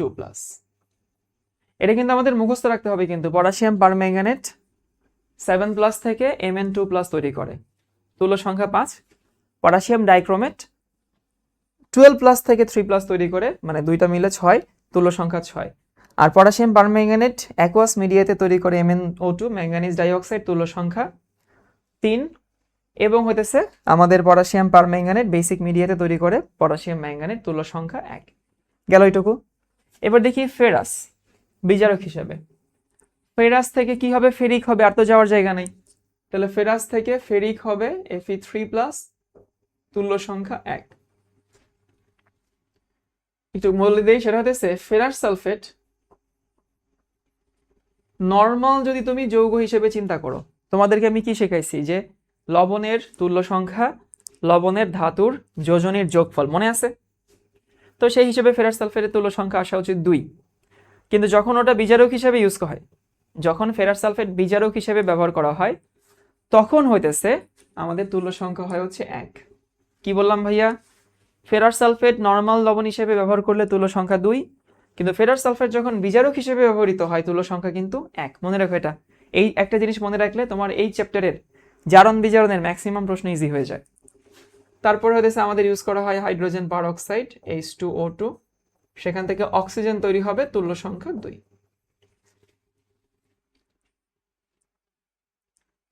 আর এইটার যে তুল্য সংখ্যা 2 এটা কিন্তু মুখস্থ করা লাগে না। কেন লাগে না জানো? হাইড্রোজেন 2টা আছে, তুল্য সংখ্যা 2, এমনি মনে থাকে আর কি। হাইড্রোজেন সংখ্যাই তো আসলে তুল্য সংখ্যা। তারপরে হচ্ছে অক্সালিক অ্যাসিড H2C2O4, সেখান থেকে কার্বন ডাই অক্সাইড তৈরি করে। 2টা কার্বন আছে দেখে 2 অণু কার্বন ডাই অক্সাইড। এর তুল্য সংখ্যা কত? এর তুল্য সংখ্যা হচ্ছে 2। কেন 2? কারণ এখানে 2টা কার্বন কি বলে হাইড্রোজেন আছে। আরেকটা হইতেছে আয়োডাইড। আয়োডাইড থেকে তো I2 তৈরি হবে, তাই না? এখানে হাফ, এটা মেলানোর জন্য এখানে হাফ দিছে। এখন আয়োডাইড থেকে, আচ্ছা সামিউল বলছে ভাই দোয়া করেন যেন বইটা একটা সিট দখল করতে পারি। তা আমি এবার পড়াচ্ছি, ওর শুনতেছে না দেখে বলে ভাই আমিন বলেন। ঠিক আছে, সুম্মা আমিন। হয়ে যাবে হয়ে যাবে, পড়াশোনা করো, পরিশ্রম করো, ইনশাল্লাহ হয়ে যাবে। অনেকে প্রশ্ন আসতে পারে যে ভাই এইখানে হাফ দিছেন, এইখানে কেন 2 দিলেন না?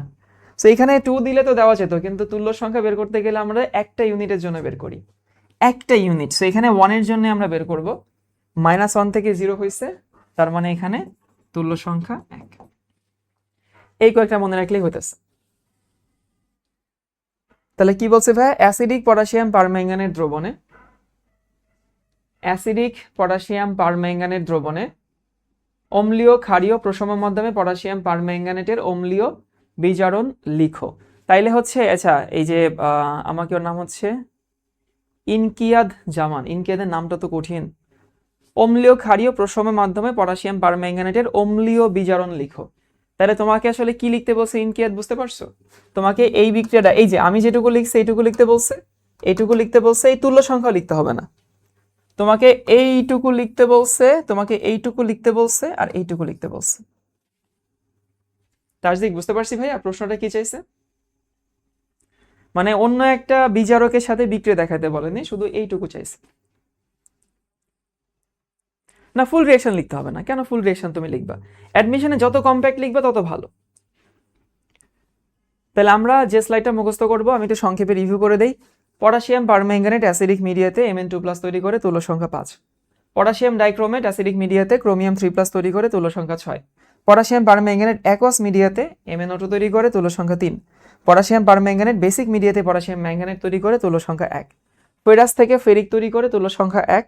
পারক্সাইড থেকে অক্সিজেন তৈরি করে তুল্য সংখ্যা 2। অক্সালিক অ্যাসিড থেকে কার্বন ডাইঅক্সাইড তৈরি করে তুল্য সংখ্যা 2। আয়োডাইড থেকে আয়োডিন তৈরি হয় বা যে কোনো হ্যালাইড থেকে হ্যালোজেন তৈরি হয় তুল্য সংখ্যা 1। এইটুকু আমরা একটু মনে রাখবো। এখন দেখো কোনো বিক্রিয়া সমতাকরণ ছাড়া তুমি ম্যাথ করতে পারবা। চলো দেখে আসি, একটা ম্যাথ একটু ফান টপিক হিসেবে সলভ করে আসি। এই যে ধরো এই একটা ম্যাথ আছে, জাহাঙ্গীরনগরে আসছিল, ম্যাথ তো না প্রশ্ন, বলো কি হবে? ভাই লাস্ট ইয়ারে বুয়েটে কাট রিটার্ন কত আসছিল? লাস্ট ইয়ারে বোধ হয়, লাস্ট ইয়ার না সব ইয়ারে মোটামুটি একই রকম আসে বুয়েটে কাট মার্কস। 600-র মধ্যে তুমি যদি 290 পাও তুমি বুয়েটে চান্স পাবা।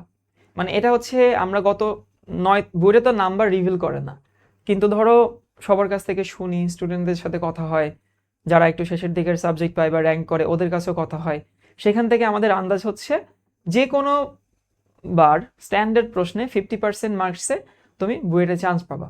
50%। ধরো 600-র মধ্যে তুমি যদি 300 পাও বা 290 পাও তাহলে তুমি বুয়েটে পড়তে পারবা। আর সেটা যদি 430-40 চলে যায় তাহলে তুমি বুয়েটে যে কোনো সাবজেক্টে পড়তে পারবা। এটা হচ্ছে প্রতিবারের স্ট্যান্ডার্ড।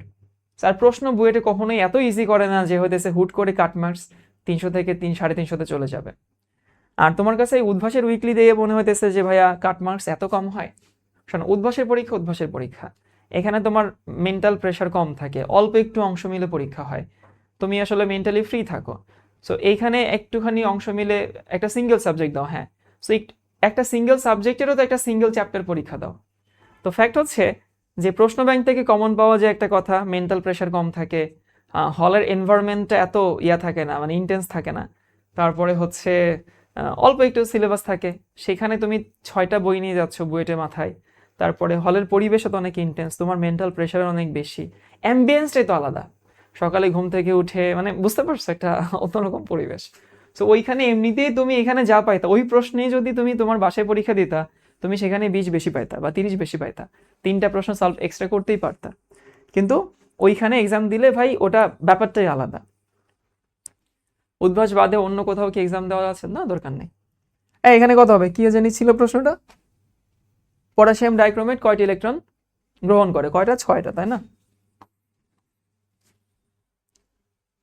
যেমন ধরো এই প্রশ্নটা, আমরা এই প্রশ্নটা কোনো বিক্রিয়া ছাড়া করব। অম্লীয় মাধ্যমে 6 গ্রাম ফেরাস সালফেটকে জারিত করতে কত গ্রাম পটাশিয়াম ডাইক্রোমেট প্রয়োজন হয়? তাহলে আমরা কি করব? নি সমান নি। এখন তো তোমাকে কেউ বাধা দিবে না, নি সমান নি করা যাবে না। তাহলে নি সমান হইতেছে নি, এই তো। এখন ফেরাস সালফেটের নি তো 6 মানে কত? 6 মানে হইতেছে 6/56 ইন্টু নি যে 1 মানে ই যে 1, বুঝতে পারো? খবরদার খবরদার ফেরাস সালফেট তুল্য সংখ্যা 2 ধরা যাবে না। 2 হইতো যদি ফেরাস সালফেটকে আমরা একটা আমজনতা লবণ হিসেবে কাজে লাগাইতাম। এখানে কাজে লাগাইছি বিচারক হিসেবে। আর এখানে হইতেছে পটাশিয়াম ডাইক্রোমেট, ডাব্লিউ বাই হইতেছে 294, মুখস্থ করো এই মানটা। এটা খুবই পপুলার যৌগ না, অনেক জায়গায় কাজে লাগবে। 294 আর হচ্ছে এখানে এটা হচ্ছে 6। তাহলে দেখো এই 6 আর এই 6 কাটাকাটি যায় না, তাহলে ডাব্লিউ সমান থাকে কত? ডাব্লিউ সমান থাকে হচ্ছে 294 বাই হইতেছে 56। তাহলে তুমি উপরেটাতে 300 ধরো আর নিচেটাকে 50 ধরো। উপরেটা 300 আর নিচেটাকে 50 ধরলে কত আসে? 300 আর 50 6 থাকে না? তো 6 থেকে সামান্য কম হবে। কম কেন হবে? কারণ হতেছে উপরেটা তো আসলে 300 না, এটা আনসার হবে। আচ্ছা, আমাকে অরণ্য বলছে ভাইয়া ই সমান 1 কেন? দেখো অরণ্য, এখানে ফেরাস সালফেট আছে ভাইয়া, ফেরাস সালফেট থেকে হবে কি? ফেরিক সালফেট হবে। ফেরাস সালফেট থেকে ফেরিক সালফেট হবে। সো ফেরাস সালফেট থেকে যদি ফেরিক সালফেট হয় তাহলে তার তুল্য সংখ্যা কত? 1 হয় না? এই যে দেখো আমি এখানে লিখেও দিচ্ছি, এই যে ফেরাস সালফেটের তুল্য সংখ্যা 1, বুঝতে পারছি? তারপরে তোমাদেরকে বিক্রিয়া ছাড়া আরো কয়েকটা জিনিস দেখাই, প্রশ্ন দেখাই যে তুমি বিক্রিয়া ছাড়াও পারবা।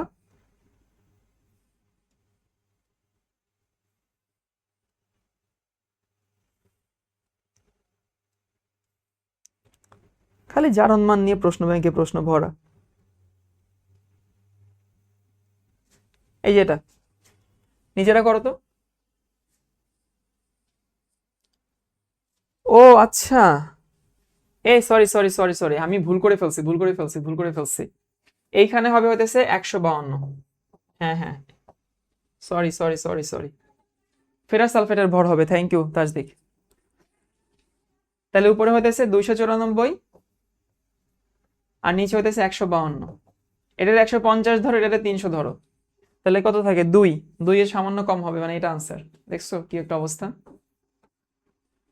গল্প করতে করতে ভুলে গেছে। সমতাকরণ আমরা দেখবো, সমতাকরণ দেখবো, সমস্যা নাই। এমনি তোমাদেরকে দেখাইতেছি সমতাকরণ ছাড়াও ম্যাথ করা যায়। সমতাকরণ তো আমরা অনেক সময় নিয়ে দেখবো। দেখি এই ম্যাথটা একটু নিজেরা ট্রাই করো তো।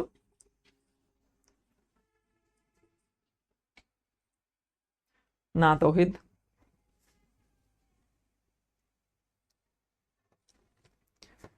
আমাকে বলছে 10 গ্রাম ফেরাস সালফেটকে সম্পূর্ণ জারিত করতে পটাশিয়াম ডাইক্রোমেটের কত গ্রাম প্রয়োজন হবে। একদম আগের মতো ম্যাথ। তাহলে 10 গ্রাম ফেরাস সালফেট নি সমান হইতেছে নি, তাই না? তাহলে 10 বাই হইতেছে 152 ইন্টু 1 সমান, এখানে ডাব্লিউ বাই হইতেছে 294 ইন্টু হচ্ছে 6। এগ্রিকালচার 19-20 কি আসলে ইয়া ছিল? তাও দেখি কি করা যায়। এখানে 6 4 6 24, 4 6 24,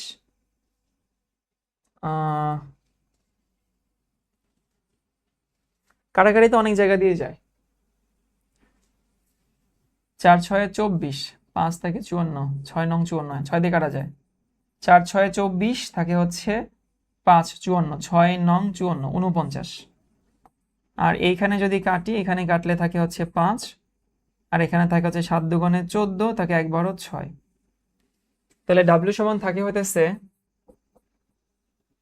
5 নং 45 এর 5 সাথে থাকে 4, 4 5 20, 24, 245 বাই হইতেছে 76। তাহলে 245 মানে 250, 250 হচ্ছে 3 পয়েন্ট সামথিং থাকবে। সো 3 পয়েন্ট সামথিং যদি থাকে তাহলে এটা হচ্ছে আনসার। তাহলে মোটামুটি আমরা বুঝে গেলাম যে নি সমান নি দিয়ে অনেক সময় প্রত্যেকটা প্রশ্ন সলভ করতে গেলেই যে হচ্ছে তুমি ওই একেবারে বিক্রিয়া জানতে হবে এমন কোনো কথা নাই। বাট আমরা এখন একটু বিক্রিয়া সমতাকরণ দেখব। তার আগে আমরা একটা ব্রেক নেই, 10 মিনিটসের একটা ব্রেক। তারপরে এসে আমরা ইলেকট্রন আয়ন মেথডে সমতাকরণ করব আর কি। ঠিক আছে, যারা নাস্তা মানে খাওনি নাস্তা করে নাও, যারা চা কফি খাওনি চা কফি খেয়ে নাও।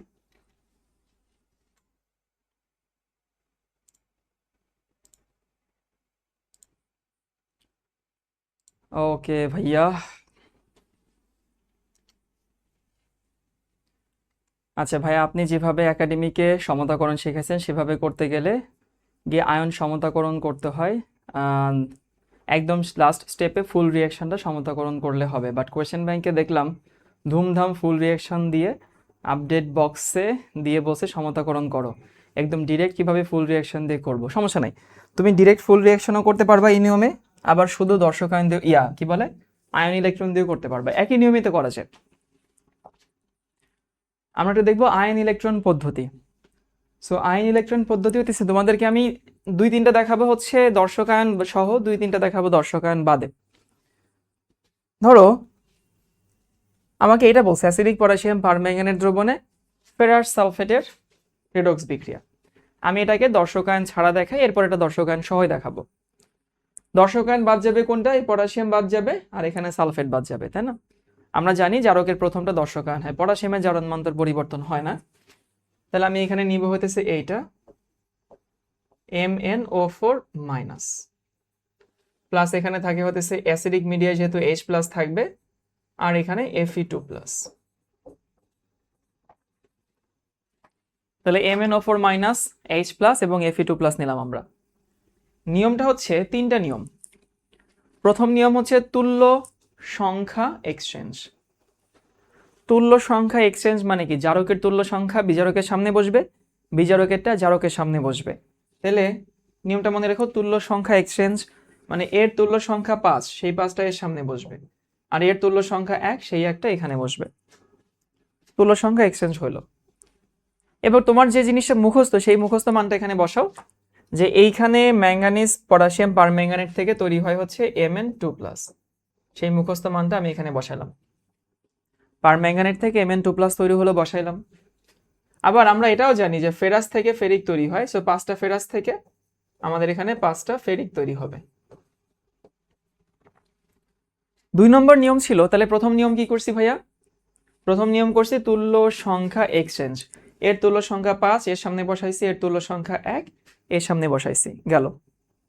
এবং এইখানে পারম্যাঙ্গানেট থেকে তৈরি হয় Mn2+, ম্যাঙ্গানাস আয়ন, সেটা বসাইছি। আর ফেরাস থেকে তৈরি হয় ফেরিক, সেটা বসাইলাম। 2 নম্বর নিয়ম হতেছে জারকের অক্সিজেন অনুযায়ী পানি। দেখো এই যে জারকের অক্সিজেন অনুযায়ী পানি, তো জারকে অক্সিজেন কয়টা আছে? এখানে 4টা আছে। জারকে যতগুলো অক্সিজেন থাকবে তত অণু পানি তৈরি হবে, তাহলে এখানে 4টা আছে, এখানে 4 অণু পানি, 4H2O। ঠিক আছে। আর এরপরে অ্যাসিড, এই যে এখানে যেহেতু 8টা হাইড্রোজেন আছে, 4 দুগুণে 8টা হাইড্রোজেন, এইখানে আমি কত বসাবো? 8 বসাবো। তাহলে প্রথমে কি বলছি ভাইয়া? তুল্য সংখ্যা এক্সচেঞ্জ, জারকেরটা বিজারকের সামনে, বিজারকেরটা জারকের সামনে। তারপর যা যা উৎপন্ন হয় মুখস্থ মান সেটা বসাই দিব। এরপরে জারকে যতগুলো অক্সিজেন থাকবে তত অণু পানি তৈরি হবে, তৈরি হইলো। এবং পানির হাইড্রোজেন অনুযায়ী এখানে আমরা অ্যাসিডের সামনে বসাবো।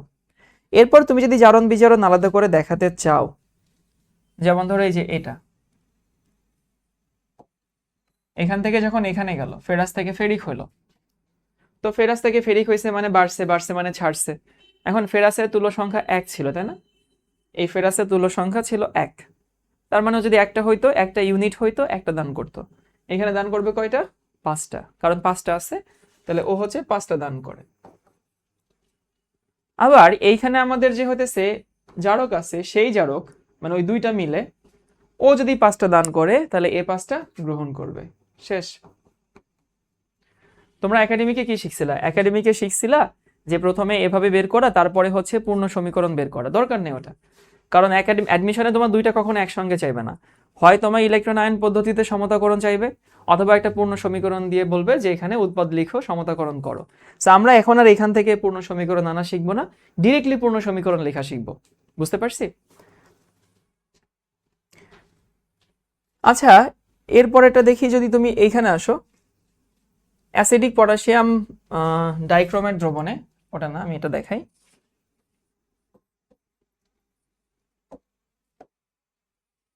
ধরো এটা আছে K2Cr2O7, আর এখানে তোমার কাছে সালফিউরিক অ্যাসিড আছে H2SO4, আর তোমার কাছে ফেরাস সালফেট আছে। এখন তুমি পূর্ণ সমীকরণ দিয়েই হইতেছে সমতাকরণ করবা, দর্শক আইন সহ। না, ক্ষারীয় মাধ্যম দরকার নেই। এই প্রথম নিয়ম কি ছিল? একই নিয়ম, তুল্য সংখ্যা এক্সচেঞ্জ। এর তুল্য সংখ্যা 6 এর সামনে আসলো, এর তুল্য সংখ্যা 1 এর সামনে গেল, নিয়ম কিন্তু একই। এবং তুমি জানো ক্রোমিয়াম থেকে কি তৈরি হয়? ক্রোমিয়াম 3+ তৈরি হয় না? সো ক্রোমিয়াম 3+ মানে হইতেছে ক্রোমিয়াম সালফেট। ক্রোমিয়ামের জারণ সংখ্যা 3 বা যোজনী 3, এখানে আসবে সালফেটেরটা 2। মানে ওইখানে আমরা ক্রোমিয়াম 3+ লিখতাম, আর এইখানে আমরা কি লিখছি? এখানে হচ্ছে ক্রোমিয়ামের যৌগটা লিখছি। তারপরে তুমি জানো ফেরাস সালফেট থেকে কি তৈরি হয়? ফেরাস সালফেট থেকে ফেরিক সালফেট তৈরি হয়। ফেরিক সালফেটের সংকেত কি? এইটা। সংখ্যা মেলানোর জন্য কি করতে হয়? এখানে যেহেতু 6 আছে, এখানে 3 দিতে হবে। আবারও বলি, একদম একই জিনিস। প্রথমে তুল্য সংখ্যা এক্সচেঞ্জ করছি, এর তুল্য সংখ্যা 6 এর সামনে, এর তুল্য সংখ্যা 1 এর সামনে। তুমি জানো এখানে ক্রোমিয়াম থেকে ক্রোমিয়াম 3+ তৈরি হয়, সো ক্রোমিয়াম 3+ এর সাথে সালফেট অ্যাড করলে ক্রোমিয়াম সালফেট, এটা হচ্ছে তার সংকেত। আর সংখ্যা মেলানোর জন্য এখানে 2 আছে, এখানে 2 আছে, কোনো কিছু করা লাগতেছে না। আমি ফেরাস সালফেট থেকে জানি ফেরিক তৈরি হয়, ফেরিক মানে ফেরিক সালফেট তৈরি হবে, ফেরিক সালফেটের সংকেতটা বসাও। বসানোর পরে তুমি দেখলা এখানে 3 দিলে এই পাশের সাথে মিলে। তারপরে কি? জারকের অক্সিজেন অনুযায়ী পানি। জারকে অক্সিজেন কয়টা? 7টা, তাহলে কত অণু পানি হবে? তাহলে 7 অণু এখানে পানি হবে। এরপরে আমরা দেখলাম যে হইতেছে ভাই এই যে ভাইয়া এই যে কি বিক্রিয়া করলে কি পাবো, এগুলো কি মুখস্থ করা লাগে? না, মুখস্থ করা লাগবে না। তুমি যে নিয়মে করাইতেছে এই নিয়মে দেখবা সবই মিলে যায়। আর এখানে আমার 7 দুগুণে 14টা হাইড্রোজেন আছে, 14 মেলানোর জন্য এখানে আমার কি দিতে হবে? এখানে আমার 7 দিতে হবে। একদম ওই নিয়ম অনুযায়ী আগাবা, সবই মিলে যাচ্ছে। ভাই এখানে এই সেল নিলে হতো না, এই সেল নিলে সাদিয়া তো মিলতো না, এই দর্শক আয়নটা মিলতো না, বুঝছো? এই সেল নিলে এমনি বিক্রিয়া হয়, কিন্তু দর্শক আয়নটা মিলতো না। তো দর্শক আয়নটা না মিললে আবার তুমি এক্সাম হলে পাজল হয়ে যাবে, বুঝছো? ওগুলো নেওয়া দরকার নাই। আরেকটা জিনিস বলে দেও, এখানে পটাশিয়ামের কোনো যৌগ তুমি এখানে লিখো নাই, তাহলে পটাশিয়ামের একটা যৌগ লিখে দাও, পটাশিয়াম সালফেট। ওইখানে পটাশিয়াম 2টা আছে, এখানেও 2টা আছে, মিলে গেল। হ্যাঁ 14টা HCl লিখতা, আর ক্লোরিন কেমনে মিলাইতা? ক্লোরিন তো মিলাইতে পারতা না। এরপরে দেখি হইতেছে এটাকেই তুমি যদি ওই ছাড়া লিখতা ধরো, তাহলে আমি কি লিখতাম? তাহলে লিখতাম হতেছে এটা Cr2O7 2- প্লাস হচ্ছে H+ লিখতাম, প্লাস হইতেছে Fe2+ লিখতাম। দেখো যদি শুধু দর্শক আয়ন লিখতাম, তাহলে তুল্য সংখ্যা এক্সচেঞ্জ, এর 6 এখানে, এর 1 হচ্ছে এখানে, তুল্য সংখ্যা এক্সচেঞ্জ করলাম। এরপর হইতেছে আমি যদি এখানে দেখি, দেখো এখান থেকে আমি জানি কি তৈরি হয়, এখান থেকে তৈরি হয় Cr3+, তাই না? Cr3+ তৈরি হয়। তো যেহেতু এখানে ক্রোমিয়াম 2টা, সেই 2 মেলানোর জন্য এখানে আমি একটা কি দিলাম? 2 দিলাম, মিলাই দিব সংখ্যা হিসাব নিকাশ করে। তারপরে হইতেছে এখানে আমি দেখলাম কি তৈরি হয়, এখানে তৈরি হয় ফেরাস থেকে ফেরিক, Fe3+। এখানে আমার 6টা আছে, এখানে কয়টা তৈরি হবে? 6টা তৈরি হবে। আর তারপরে আমরা দেখলাম হইতেছে জারকের অক্সিজেন অনুযায়ী পানি, অক্সিজেন কয়টা আছে? 7টা আছে, তাহলে এখানে কত অণু পানি হবে? 7 অণু পানি হবে। আর এখানে যেহেতু 7 দুগুণে 14 আছে, এখানে কত হবে? 14 হবে। ওই একই জিনিস, যেখানে সালফেট আছে সেখানে 2 দিয়ে গুণ করলে হয়ে যায়। হ্যাঁ, তাহলে তোমাকে পূর্ণ সমীকরণ দিল যে নিয়মে হবে, তোমাকে অর্ধ সমীকরণ দিল একই নিয়মে হবে, তুমি সেই নিয়মগুলো ফলো করলেই হইতেছে। যেমন ধরো যে এইটা অ্যাসিডিক পটাশিয়াম ডাইক্রোমেট দ্রবণে অক্সালিক অ্যাসিডের রেডক্স বিক্রিয়া। মিথি তুমি এটা দেখো, দেখলেই বুঝতে পারবে একই জিনিস। আচ্ছা আমি প্রথমে তোমাদেরকে ওই ছাড়া দেখাই, দর্শক আয়ন ছাড়া দেখাই। তাহলে Cr2O7 2- অ্যাসিডিক মিডিয়া, আর এখানে অক্সালিক অ্যাসিড মানে C2O4 2-।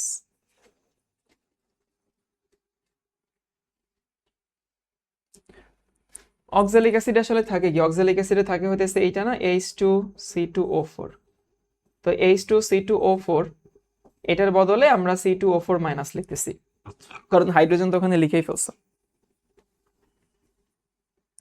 প্রথম নিয়ম কি?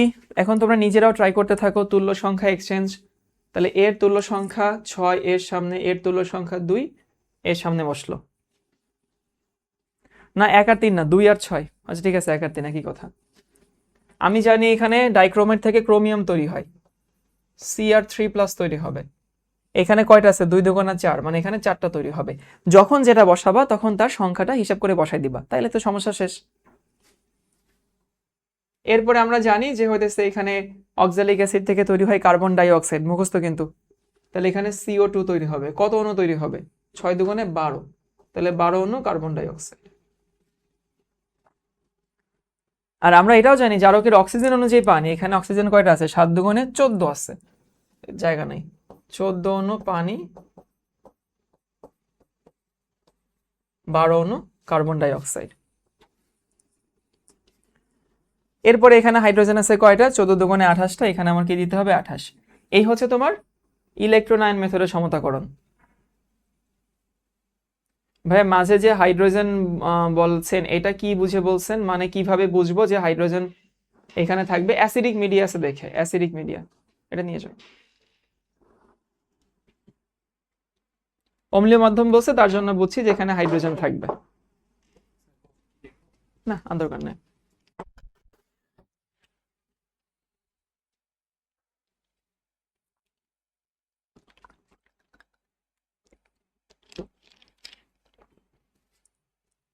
এবার ধরো এই বিক্রিয়াটাকেই যদি আমি তোমাকে দর্শকায়ন সহ সলভ করে দেই, একদম একই নিয়মে হবে। একই নিয়ম কিরকম হবে? পটাশিয়াম ডাইক্রোমেট বসাই দিলাম, একটু বেশি জায়গা লাগবে আর কি। K2Cr2O7 প্লাস হচ্ছে sulphuric acid H2SO4 plus oxalic acid H2C2O4। দেখো এই হচ্ছে আমার বিক্রিয়া।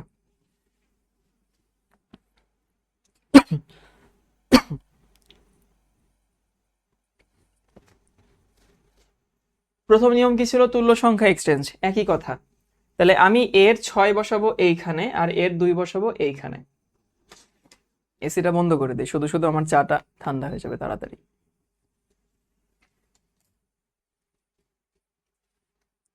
তারপরে আমি জানি যে ওখানে আমার ক্রোমিয়াম থেকে ক্রোমিয়াম 3+ তৈরি হবে। ক্রোমিয়াম 3+ মানে ক্রোমিয়ামের যৌগটা লিখবা, সালফেট লিখবা, Cr2SO4 3। এবং তোমাকে এটাও বলছি ভাই, যখন যেখানে যেটা লিখবা তখন সেটার সংখ্যা লিখে দিবা। ওইখানে ক্রোমিয়াম আছে 2 দুগুণে 4, এখানে 2 আছে, মানে এখানে একটা 2 দিতে হবে। এরপরে আমরা লিখলাম হইতেছে এখানে আমাদের আছে হচ্ছে অক্সালিক অ্যাসিড। তো অক্সালিক অ্যাসিড থেকে 12 অণু কার্বন ডাইঅক্সাইড এমনি তৈরি হবে, সমস্যা নেই। তারপর জারকের অক্সিজেন অনুযায়ী পানি, এখানে জারকে অক্সিজেন আছে 7 দুগুণে 14টা, তাহলে পানি কত হবে? পানি হবে হচ্ছে 14 অণু। এই পর্যন্ত আসো সবাই।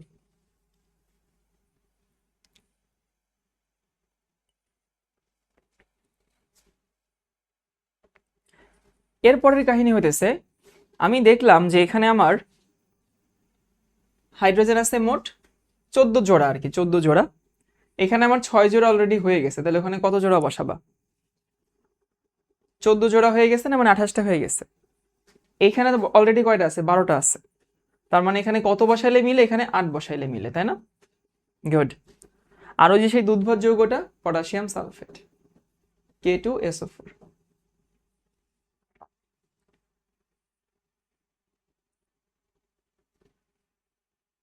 12 অক্সিজেন দিচ্ছেন, 12টা অক্সিজেন, ও CO2 হবে আর কি। পটাশিয়াম সালফেট এখানে কয় অণু হবে? 2 অণু হবে। কেন 2 অণু হবে? ওখানে পটাশিয়াম হচ্ছে 4টা আছে। সো দেখো, ওই যে কে জানি বলছিলা যে ভাইয়া আপনি দেখাইছিলেন আয়ন মেথডে, কিন্তু পরীক্ষায় তো বা বইতে সরাসরি যৌগ দিয়ে দেখায়। একই তো কথা, আয়ন মেথডে যে নিয়মে করা হয় যৌগ দেখায় সেই একই নিয়মে করা হয়, শুধু হিসাব নিকাশটা নিজের মতো করে ক্যালিব্রেট করতে হয়, পরে তুমি পারবা। আর উপরেটাকে যদি জারণ বিজারণ একটু আলাদা করে দেখাই দিয়ে, দেখো যে এখান থেকে তো যখন এখানে গেছে অক্সালেট, অক্সালেট আমাদের বিজারক ছিল, বিজারকের জারণ ঘটে মানে ছাড়ে। ওর তুল্য সংখ্যা ছিল কত? 2। তাহলে একটা হলে 2টা দান করতো, 6টা হলে 12টা দান করবে। এই হচ্ছে 12টা দান করে। আর আমাদের এই যে এই অংশটুকু, এই অংশটুকু 12টা গ্রহণ করবে, গ্রহণ করে এই অংশটুকু বানাবে। সেখানে হতেছে প্লাস 12টা ইলেকট্রন। জিহাদ বলছে ভাই পানির সমতাকরণ বুঝি নাই। তৌফিক ওটাও আছে আমাদের স্লাইডে আছে। তৌফিক পানির সমতাকরণটা বুঝি নাই। দেখো ভাই এখানে পানি আছে, এখানে 7 দুগুণে 14টা অক্সিজেন আছে। আমরা জানি যে পানি তৈরি হবে জারকের অক্সিজেন অনুযায়ী। 7 দুগুণে 14 অক্সিজেন আছে, 14 অণু পানি হইল। আর পানিতে মোট হাইড্রোজেন আছে কয়টা? 28টা। কিন্তু এখানে অলরেডি কয়টা হয়ে গেছে? 12টা। তাহলে আর লাগে কয়টা? আর লাগে 16টা। সেই 16 বসানোর জন্য এখানে 8 দিলাম। আচ্ছা, এটা দিয়ে আমাদের সমতাকরণের প্র্যাকটিস শেষ করব। এটাকে তোমাকে পূর্ণ সমীকরণই দেখাইতেছি।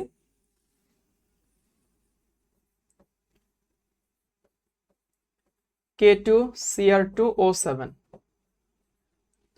প্লাস হচ্ছে সালফিউরিক অ্যাসিড, পটাশিয়াম আয়োডাইড, লিখে নাও।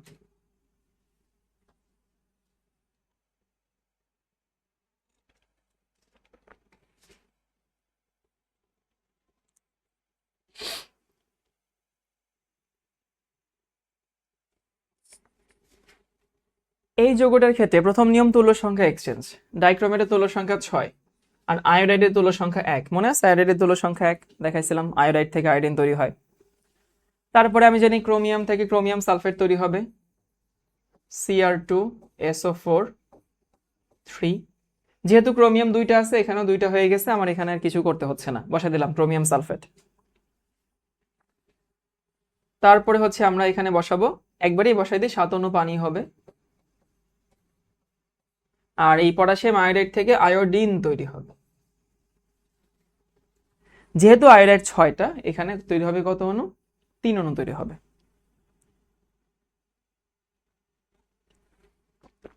এই তো আর তারপরে হতেছে এখানে 7 আছে, তাহলে এখানে আমার কত হবে? 7 হবে। আর সেই দুধভাত যৌগটা পটাশিয়াম সালফেট। ইজি লাগে না? তুমি যদি আরেক 2-3টা প্র্যাকটিস করো বাসায়, তাহলে দেখবা তোমার কাছে আরো ইজি লাগবে। প্র্যাকটিস করলে ইজি হয়ে যায় এগুলো। যারা একাডেমিকে প্র্যাকটিস করছে ওদের কাছে আসলে ইজি লাগে। সো আমরা এবার কিছু, এটা হোমওয়ার্ক থাকুক, প্রবলেম সলভ করব।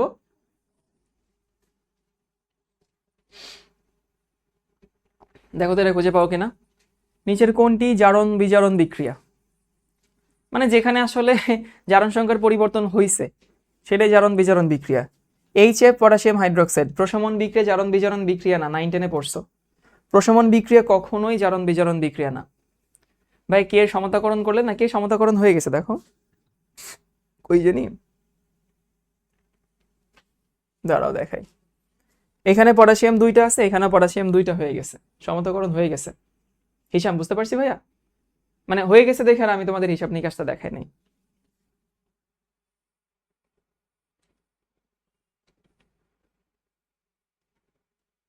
এটা না, আচ্ছা। সো কি বলছিলাম, প্রথমটা জীবন জারণ বিজারণ বিক্রিয়া না, কারণ 9-10-এ ছিল আর কি। ও আচ্ছা আচ্ছা, সরি সরি সরি, হ্যাঁ হ্যাঁ, এইখানে একটু কাহিনী আছে। থ্যাংক ইউ হিসাম, বলছো ভালো হয়েছে। এইখানে এই জায়গাও পটাশিয়াম আছে, তাহলে পটাশিয়াম এখানে 2টার এখানে 6টা 8টা, তাহলে এখানে 4টা হবে। এবার ঠিক আছে, 4টা হবে 4টা হবে 4টা হবে, বাকি সব ঠিক আছে, খেয়াল করি নাই। রেকর্ড ক্লাসে হয় কি এই ভুলগুলো থেকে যায়, লাইভ ক্লাসে তোমরা তো সলভ করে দিচ্ছ আর কি। তাহলে এটা জারণ বিজারণ বিক্রিয়া না, এটা 9-10-এ পড়ছে অধঃক্ষেপণ বিক্রিয়া, এটা আমাদের জারণ বিজারণ বিক্রিয়া না। এইখানে তুমি দেখো ক্যালসিয়ামের জারণ মান সবার জারণ মান সেম থাকে, আসলে জারণ বিজারণ বিক্রিয়া হইতেছে কোনটা? জারণ বিজারণ বিক্রিয়া হইতেছে এইটা। কেন এইটা? কারণ সালফারের জারণ মান এখানেও 0 না, এখানেও 0 না, কিন্তু এখানে কি হয়ে গেছে? 0 হয়ে গেছে। সো এই জারণ বিজারণ বিক্রিয়া কোনটা বা জারণ বিজারণ বিক্রিয়া না কোনটা, এটা বের করা খুবই সহজ। কোনো কিছু বোঝা লাগে না, শুধু তুমি দেখবা যে কোথায় জারণ মানের পরিবর্তন হয়নি বা হয়েছে। সো যেখানে জারণ মানের পরিবর্তন হয়নি বা হয়েছে সেটাই জারণ বিজারণ বিক্রিয়া, এবং এটা আসলে প্রশ্ন দেখলে খুব সহজেই বের করা যায়। তারপরে হইতেছে আমরা দেখি এইটা, এই প্রশ্নটা, এটা ভালো প্রশ্ন। এই প্রশ্নগুলো অনেকের ক্ষেত্রে প্যাচ লেগে যায়, এই প্যাচটা যেন আমাদের নেক্সট টাইমে না লাগে। জারক বিজারক, জারণ সংখ্যা হ্রাস পাইছে, জারণ সংখ্যা বৃদ্ধি পাইছে, খুবই কঠিন। তো আমরা একটু দেখি, এই যে টিন এখানে 2+ না, টিন 2+, সেখান থেকে টিন 4+ হয়েছে, মানে বাড়ছে। বাড়ছে মানে আমি বলতে পারি SnCl2 ও হচ্ছে বিজারক। বাড়লে বিজারক বলছিলাম, মনে রাখো ব ব। তাহলে তো প্রথমটার সাথে আসলে মিলে গেছে। যাক, ভাগ্য ভালো, এই টাইপের প্রশ্নগুলো অপশন দেখলে চোখ ধাঁধায় যায়, যে কোনটা না কি জানি আনসার, কোনটা না কি জানি আনসার, কেমন জানি কি কি হয়েছে। তারপরে এগুলো সব হোমওয়ার্ক। দেখে যে আরেকটা প্রশ্ন দেওয়া আছে, কোনটি জারণ বিজারণ বিক্রিয়া না?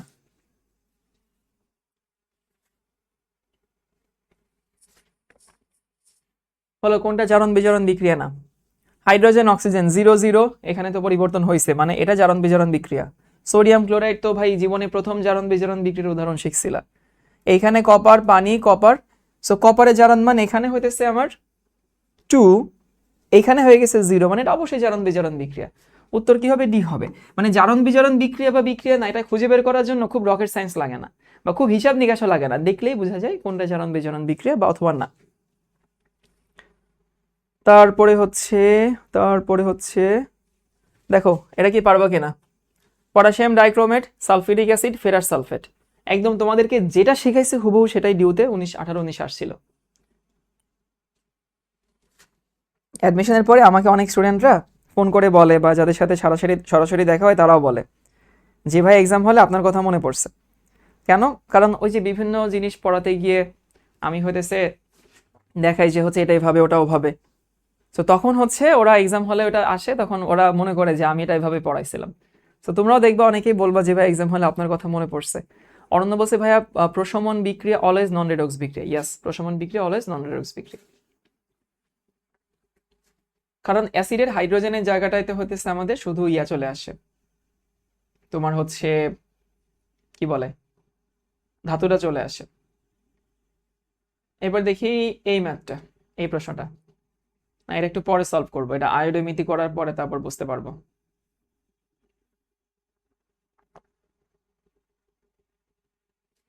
দেখো তো এটা পারো কিনা। আচ্ছা, এইচএস এর সময় মনে পড়ছে,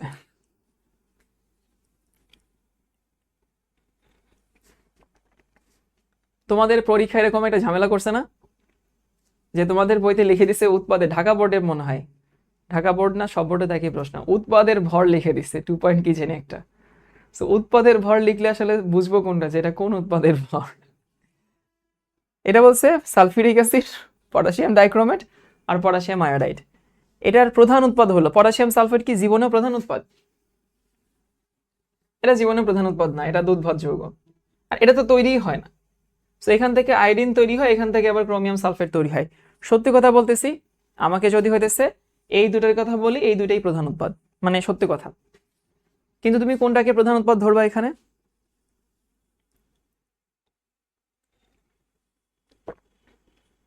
জিহাদ বলছে আমার কেমিস্ট্রি শিখা ভাইয়ার ফ্রি ইউটিউব থেকে, তখন অফলাইনে পড়তাম, কিন্তু ভাইয়ের ক্লাস না করলে মনে হইতো কোথাও ঘাটতি আছে। আচ্ছা, এই প্রশ্নটা আমার ভালো লাগলো না, 13-14 সালে আসছিল। আয়োডিনও এটার প্রধান উৎপাদ, বিশ্বাস করো, আবার ক্রোমিয়াম সালফেট এটার প্রধান উৎপাদ, মানে দোনোটা প্রধান উৎপাদ।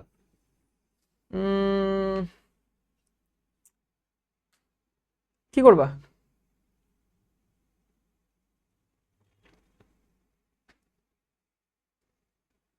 আচ্ছা, উত্তর হচ্ছে আয়োডিন। উত্তর আয়োডিন কেন আমি বলতেছি, যখন আমি আয়োডেমিতি পড়াবো একটু পরে, তখন তুমি বুঝতে পারবা যে উত্তর কেন আয়োডিন। আয়োডিন হচ্ছে আনসার। যদিও আমি আয়োডিন নাই, এই প্রশ্নটা আমার পছন্দ হলো না, বাট তারপরও আয়োডিনকে আমি কেন আনসার ধরছি একটু পরে তোমরা টের পাবো যে কেন আয়োডিনকে আনসার ধরছি। আমরা কিছু ম্যাথ করে আসি, সিকিউ ম্যাথ করে আসি।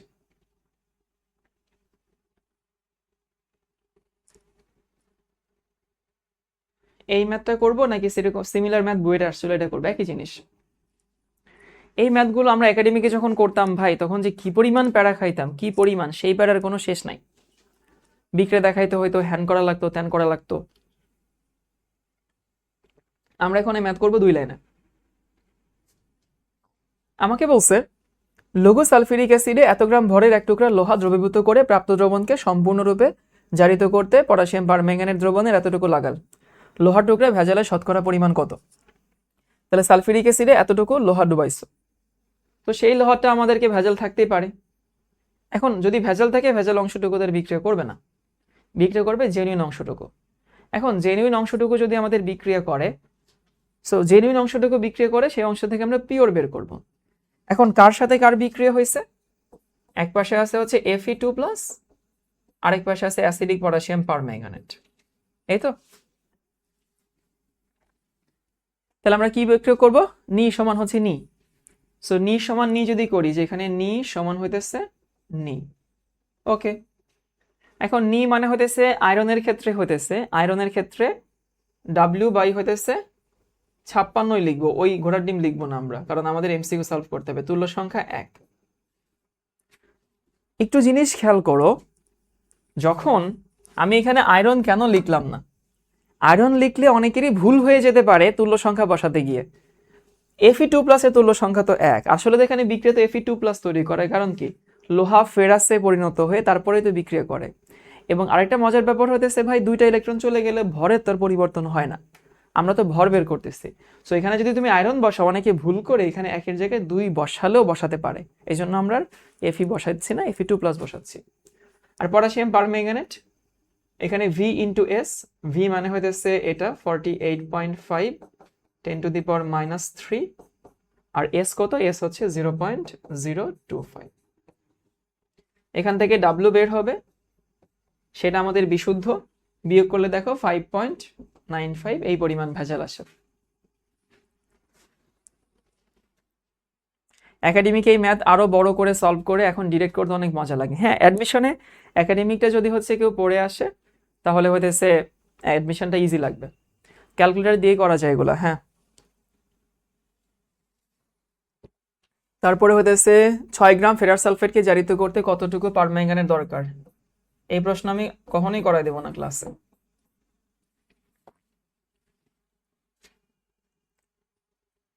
তারপরে এইটা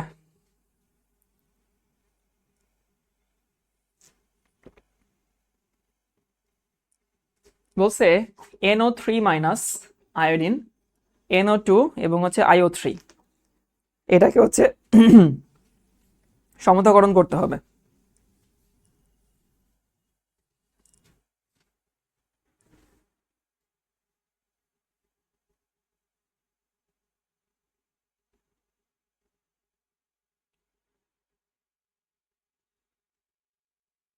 প্রশ্নটা লিখে নাও তো।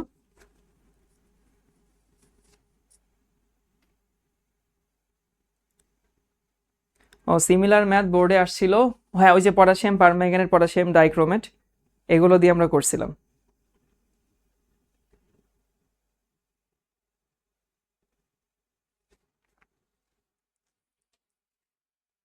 ওকে, সো এটা দ্বারা হইতেছে এইটা NO3 মাইনাস। এই প্রশ্নটা একটু ট্রিকি প্রশ্ন, অ্যাসিডিক মিডিয়া মানে H প্লাস, আর এখানে হচ্ছে I2 থাকে আর কি। তো সেখান থেকে তৈরি হয় হচ্ছে NO2, আর সেখান থেকে তৈরি হবে হইতেছে পানি তো তৈরি হয়,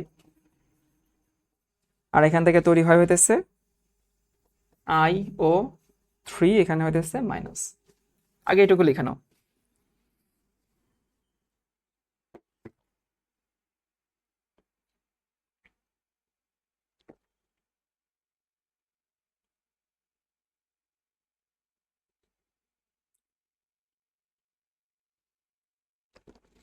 আমি একটু দেখি যে হইতেছে এক্সামে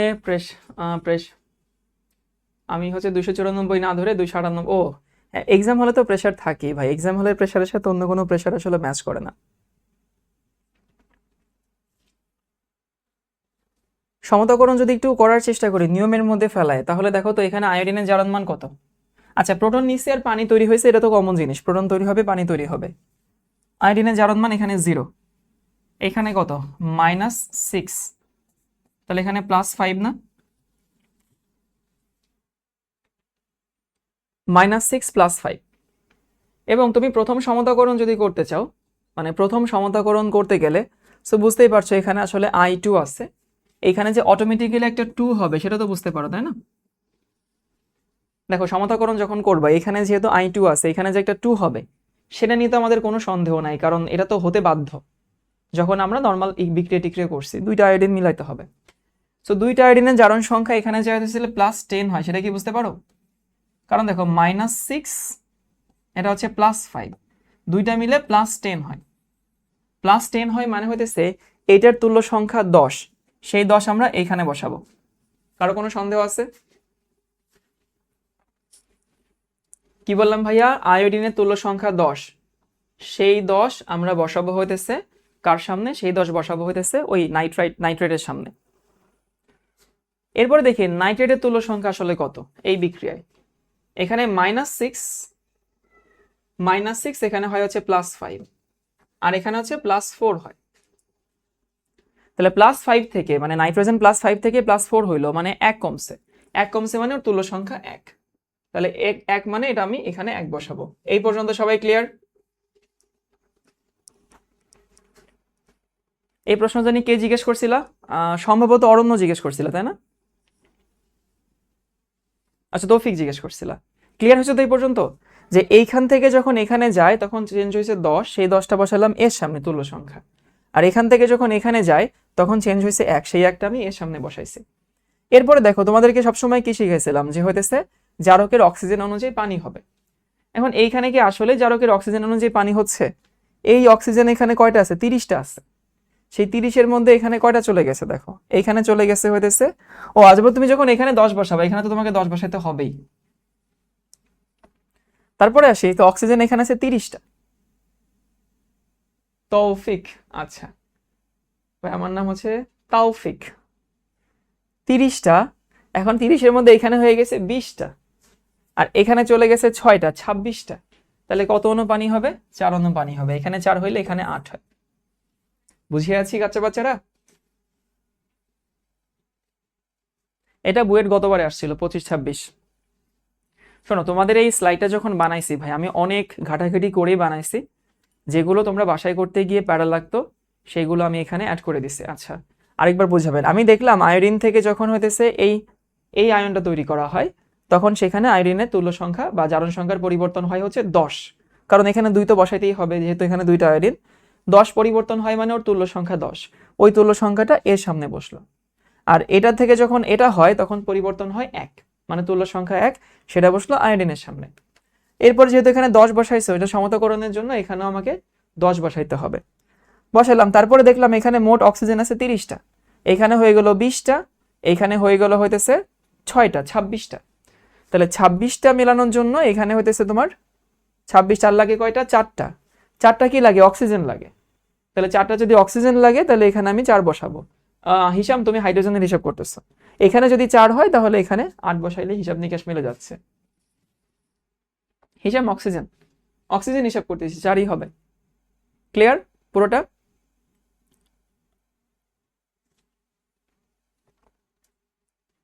এরপর হইতেছে আমরা এটা একটু দেখি।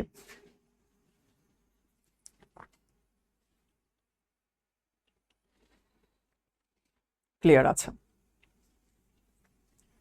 কত ঘনমাত্রা 10 ml পটাশিয়াম পারম্যাঙ্গানেট ও এত মোলার হাইড্রোজেন পারঅক্সাইডে জারণ বিজারণ বিক্রিয়া ঘটবে? এই নি সমান হচ্ছে নি সমান মানে হইতেছে এখানে হইতেছে 5 × n সমান এখানে 2 × n। আর কি করে দেওয়া লাগবে? এটা পটাশিয়াম পারম্যাঙ্গানেট তুল্য সংখ্যা 5, পটাশিয়াম হাইড্রোজেন পারঅক্সাইড তুল্য সংখ্যা 2। সো তুমি এখানে বসাবা, ঘনমাত্রা বের হয়ে যাবে।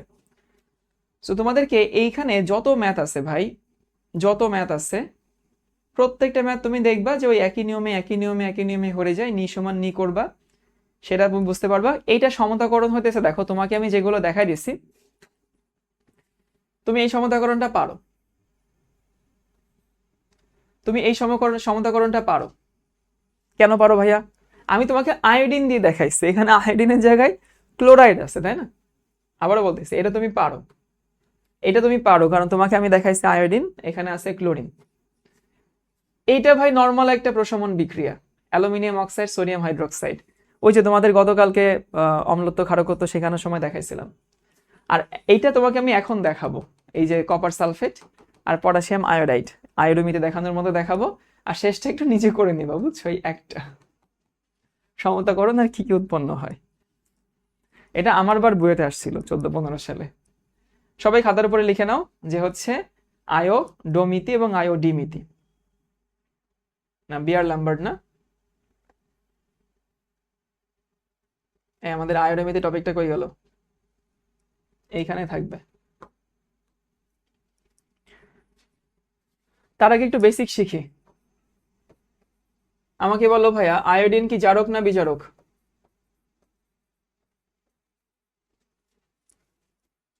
হ্যাঁ, আজকে বিয়ার ল্যাম্বার্ট পড়াবো। আয়োডিন হচ্ছে জারক, ডেফিনেটলি আয়োডিন জারক। কেন আয়োডিন জারক? আয়োডিনের জারক মান 0, এবং যদি আমি রেগুলার কেস চিন্তা করি, আয়োডিন সেখান থেকে মাইনাসের দিকে যাবে, -1 হয়। এমন না যে আয়োডিন প্লাস হয় না, হয়, বাট ওইটা আমাদের রেগুলার কেস না, আয়োডিন ইউজুয়ালি মাইনাসের দিকেই যায়। তাহলে আয়োডিন হচ্ছে আমাদের জারক। বুঝলাম, আয়োডিন আমাদের জারক। আচ্ছা, আয়োডিন যদি জারক হয় তাহলে আয়োডাইড আবার কি?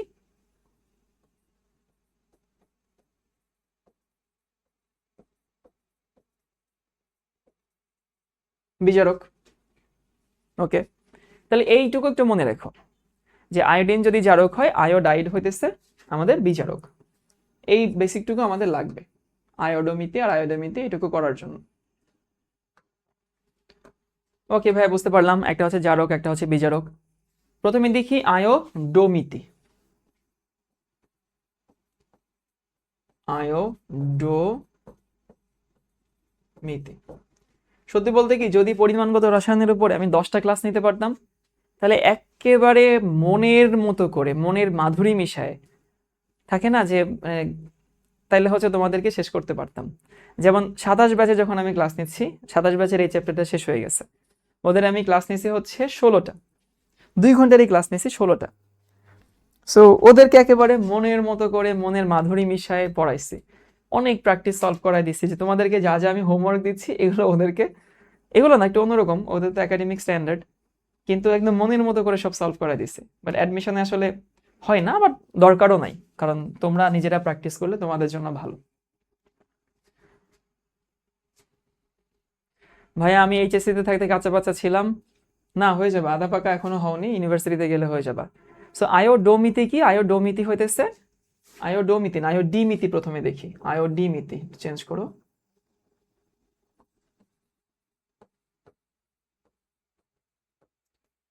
ভাই আয়োডিন হচ্ছে আমাদের জারক, জারকের সাথে বিজারকের বিক্রিয়া। সোডিয়াম থায়োসালফেট Na2S2O3, এই বিক্রিয়াটা সবাই মুখস্থ করে ফেলবা। আয়োডিমিতি হইতেছে আয়োডিনের সাথে আমার হচ্ছে বিজারকের বিক্রিয়া, সেই বিজারকটা আমাদের বইতে সবসময় কি নেয়? সবসময় সোডিয়াম থায়োসালফেট নেয়। এখানে তৈরি করে সোডিয়াম আয়োডাইড Na, আর তৈরি করা হইতেছে Na2S4O6, সোডিয়াম টেট্রাথায়োনেট। এটা হচ্ছে আমাদের আয়োডিমিতি, মানে সোজা কথা ভাই আয়োডিনের সাথে বিজারকের বিক্রিয়া। সো আয়োডিন আমাদের জারক, বিজারক অন্য কিছু হইতে পারতো, বা তোমাদের বইতে বা তোমাদের লেভেলে অন্য কিছু কখনোই হয় না, সবসময় সোডিয়াম থায়োসালফেট হয়। এবং এই যে বিক্রিয়াটা সমতাকরণ সহ সবাই হইতেছে টিটিএম মুখস্থ করবা, আরেকটা মুখস্থ করতে হবে সেটা বলতেছে। তাহলে এই হচ্ছে আমাদের আয়োডিমিতি। ডি মানে ডিরেক্ট একটা বিক্রিয়া, আমি এভাবে মনে রাখতাম তোমাদের বয়সে। তাহলে কি বলছি ভাইয়া? আয়োডিমিতি হইতেছে আয়োডিন আমাদের জারক পদার্থ, সেই জারক পদার্থের সাথে একটা বিজারক পদার্থের বিক্রিয়া, সেই বিজারক পদার্থ সবসময় কি হয়? সবসময় হয় হইতেছে আমাদের এই যে সোডিয়াম থায়োসালফেটই হয়। এটা হচ্ছে আমাদের আয়োডিমিতি। ওকে, এবার আসি আয়োডোমিতি জিনিসটা কি।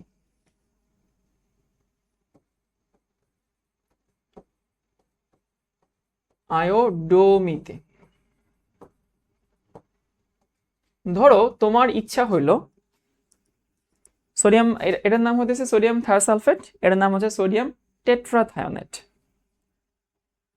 আয়োডোমিতি হইতেছে ধরো তোমার কাছে একটা জারক আছে, সেই জারকটা আমি ধরলাম কপার সালফেট। কপার সালফেটে, কপার তো জারক, সমতাকরণ কি ঠিক আছে? দাঁড়াও একটু দেখি, এখানে একটা 2 হবে আর কি। এবার ঠিক আছে। আয়োডোমিতি হইতেছে ধরো তোমার কাছে একটা জারক পদার্থ আছে কপার সালফেট, কপার সালফেট জারক, এটা আমরা শিখছি কারণ কপার সালফেটে কপার সর ম্যাক্সিমাম জারণ মানে আছে। সো ম্যাক্সিমাম জারণ মানে যে থাকবে সে আমাদের কি হবে? সে আমাদের জারকই হবে। তো ভালো কথা, কপার সালফেট আছে। এখন এই কপার সালফেট আমি চাই কপার সালফেটের হিসাব নিকাশ করতে আয়োডিনের মাধ্যমে, আমি চাই কপার সালফেটের হিসাব নিকাশ করতে আয়োডিনের মাধ্যমে, কিন্তু আমি কিন্তু একটু ঝামেলায় পড়ছি। কেন ঝামেলায় পড়ছি? কারণ কপার সালফেটও জারক, আয়োডিনও জারক, দুটো তো একসাথে বিক্রিয়া করবে না। তখন আমরা করছি কি, কপার সালফেটকে ডিরেক্টলি আয়োডিনের সাথে বিক্রিয়া না করায় আমি আয়োডাইডের সাথে বিক্রিয়া করছি, যে পটাশিয়াম আয়োডাইড। তাহলে জারক পদার্থের সাথে ডিরেক্টলি আয়োডিনের বিক্রিয়া করবে না, কারণ দোনোটাই জারক। আমি সেক্ষেত্রে বিক্রিয়া করালাম কার সাথে? আয়োডাইডের সাথে। তখন সেখানে অনেক কিছু তৈরি হবে, যেমন এখানে কিউপ্রাস আয়োডাইড তৈরি হয়, এখানে কপার কি বলে পটাশিয়াম সালফেট তৈরি হয়,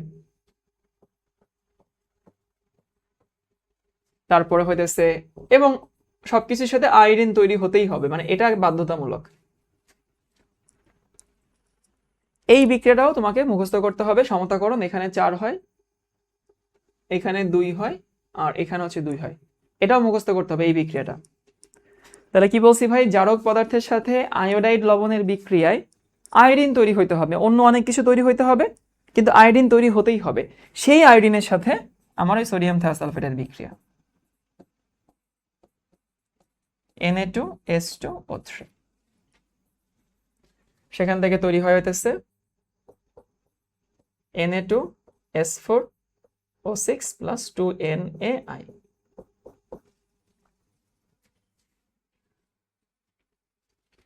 ওকে, এটাকে বলা হয় আয়োডোমিতি। তাহলে আয়োডিমিতি হচ্ছে, আমি সংক্ষেপে রিভিউ করি। আয়োডিমিতি হইতেছে ভাই আমার কাছে একটা বিজারক পদার্থ আছে, আয়োডিন জারক, জারকের সাথে আয়োডিনের সাথে বিজারক পদার্থের বিক্রিয়া, সেটা হচ্ছে আয়োডিমিতি। আরেকটা হইতেছে জারকের সাথে আয়োডাইডের লবণ নেয়, জারকের সাথে আয়োডাইডের লবণের বিক্রিয়ায় উৎপন্ন আয়োডিনের সাথে বিজারক পদার্থের বিক্রিয়া আয়োডোমিতি। তো তুমি যখন এই যে আয়োডোমিতি করলা, যখন তুমি আয়োডোমিতি করলা তখন 2টা বিক্রিয়া। সো 2টা বিক্রিয়া কেন করছি? কারণ হচ্ছে আমার একটাতে আয়োডিন তৈরি হবে, পরেরটাতে সে আয়োডিন ইউজ হবে। এবার একটা সমাধান, একটা প্রশ্ন সলভ করেছিলাম না যে মূল উৎপাদ কোনটা? তখন যে মূল উৎপাদ আমি আয়োডিনকে বলছিলাম, কেন বলছিলাম কি বুঝতে পারছো? আয়োডিন কি ভাই এই বিক্রিয়া দিয়ে তৈরি করতে হবে এমন কোনো কথা নাই। আয়োডিন অন্য বিক্রিয়াতেও তৈরি করা যেতে পারে, যেমন ওইখানে তৈরি হয়েছিল। এমন হইতে পারে, ধরো তোমাদেরকে আমি যে বিক্রিয়াটা দেখাইছিলাম,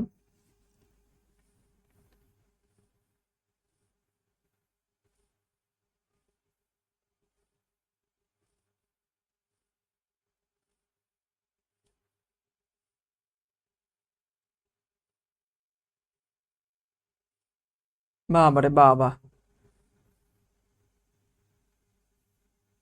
এই যে এই বিক্রিয়াতে আয়োডিন তৈরি হয়েছে, এই বিক্রিয়াটা আমার আয়োডোমিতির প্রথম বিক্রিয়া কিন্তু হতে পারতো। আর যে প্রশ্নটা তখন সলভ করাইছিলাম যে প্রধান উৎপাদ কোনটা, সেটাকে কেন আমরা আয়োডিন ধরছিলাম এবার বুঝতে পারছো? কারণ আয়োডিনও প্রধান উৎপাদ, ক্রোমিয়াম সালফেটও প্রধান উৎপাদ, জারণ বিজারণের যদি বিচারে চিন্তা করি। কিন্তু যদি আমি আয়োডোমিতি করতে চাই, সেখানে আয়োডিনটা একটু ইম্পর্টেন্স ক্যারি করে। কেন ইম্পর্টেন্স ক্যারি করে? কারণ ভাই আয়োডিনটা দিয়ে পরবর্তীতে তুমি আবার বিক্রিয়া করাতে হবে। এই ক্লিয়ার? সবাই বুঝতে পারছি কি?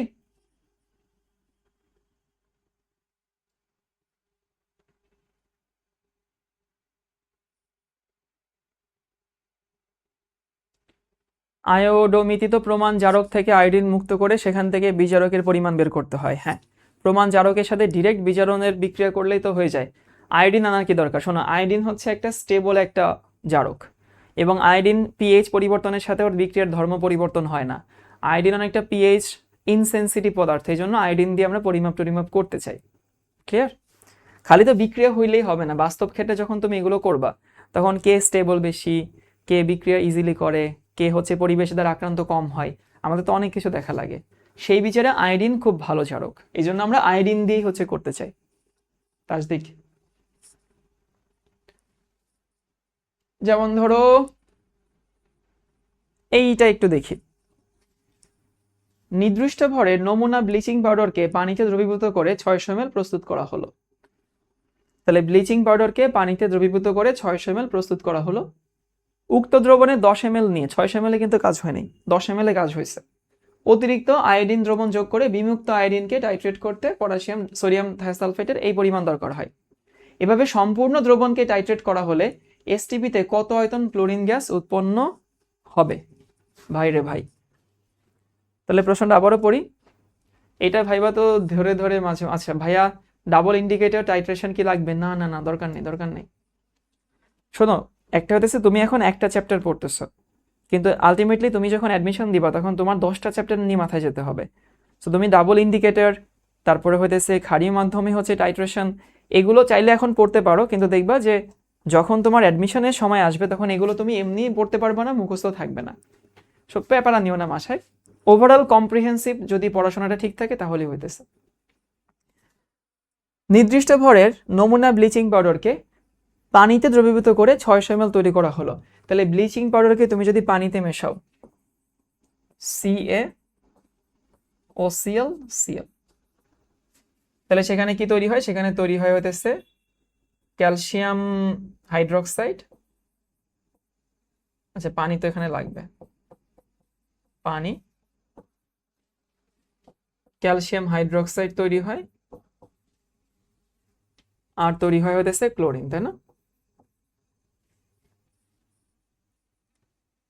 এখানে হচ্ছে ক্যালসিয়াম একটা, একটা, ক্লোরিন হচ্ছে দুইটা, আর হচ্ছে, ঠিক আছে, তাহলে ক্যালসিয়াম হাইড্রোক্সাইড এবং ক্লোরিন তৈরি হয়েছে।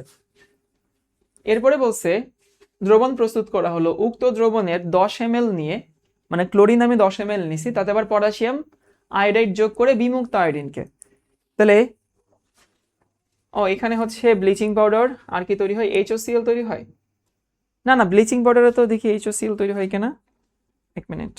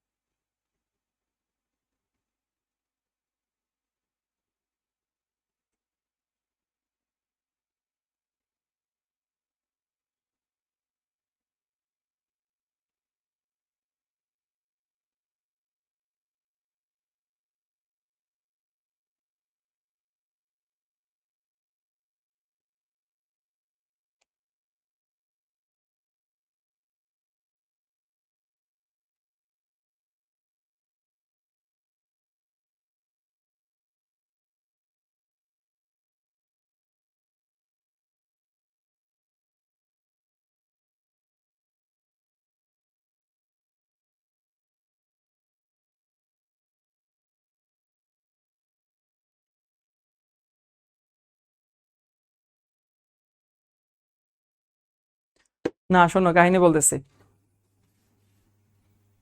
ভাই একটা জিনিস ভুলে গেছেন। আমি অনেক আশা নিয়েছিলাম, আগের দিন বলছিলেন ভাইয়া, কোনটা ভুলে নাই। শোনো, HOCl তৈরি হয় না, এখানে ক্লোরিন তৈরি হয় ঠিক আছে, কিন্তু এটাকে বলা হয় সক্রিয় ক্লোরিন। এই সক্রিয় ক্লোরিনটা আবার ওই পানির সাথে বিক্রিয়া করে HOCl তৈরি করে।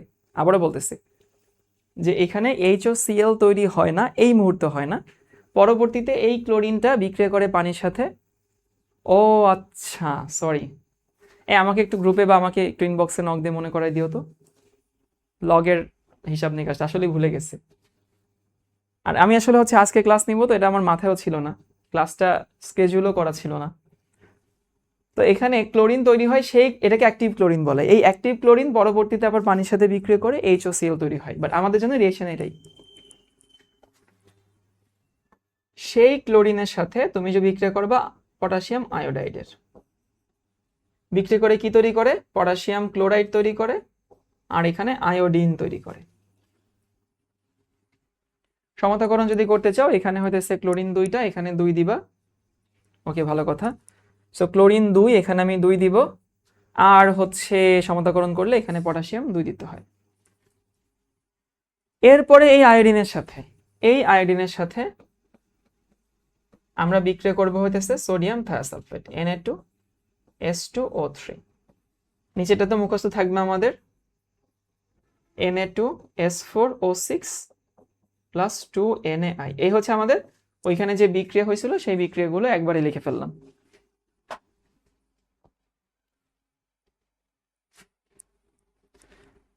তাহলে প্রশ্নটা আবারও পড়ি, যে নির্দিষ্ট ভরে নমুনা ব্লিচিং পাউডারকে পানিতে দ্রবীভূত করে 600 ml দ্রবণ প্রস্তুত করা হলো। ওকে, ভালো কথা। উক্ত দ্রবণের 10 ml নিয়ে অতিরিক্ত পটাশিয়াম আয়োডাইড যোগ করে বিমুক্ত আয়োডিনকে টাইট্রেট করতে 30 ml 0.04 মোলার সোডিয়াম থায়োসালফেট প্রয়োজন হয়। এভাবে সম্পূর্ণ দ্রবণ মানে 10 ml না, সম্পূর্ণ মানে হইতেছে 10 ml না নিয়ে আমি 600 ml করছি। এসটিপিতে কত আয়তন ক্লোরিন গ্যাস উৎপন্ন হয়? সো আগে আমি দেখি 10 ml কতটুকু ক্লোরিন আছে, তারপর 600 ml বের করবো। ভাই ক্লোরিন উড়ে যাবে না, ধরো সামহাও আমি ক্লোরিনকে হচ্ছে রেখে দিছি এখানে।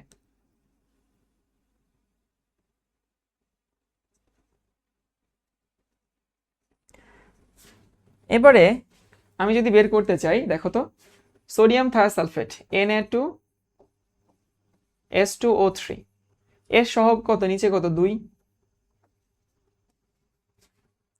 এর সহগ হইতেছে 2। ওকে, তাহলে সোডিয়াম থায়োসালফেট তার নিচে সহগ হচ্ছে 2। ওকে, সমান, এখন সোডিয়াম থায়োসালফেটের নিচে 2 সমান আয়োডিনের নিচে 1। সো এই আয়োডিনের নিচে 1 মানে হইতেছে এখানে ক্লোরিনের নিচেও কত হবে? 1 হবে। তাহলে আমি বলতে পারি সমান হইতেছে N অফ কি? N অফ হচ্ছে ক্লোরিন। এখন সোডিয়াম থায়োসালফেটের কি দেওয়া আছে? V ইন্টু S দেওয়া আছে না? V ইন্টু S, তাহলে 30 ইন্টু S হচ্ছে কত? 0.04 বাই হচ্ছে 2 সমান, এখানে হইতেছে V বাই হইতেছে 22.4, এসটিপি দেওয়া আছে।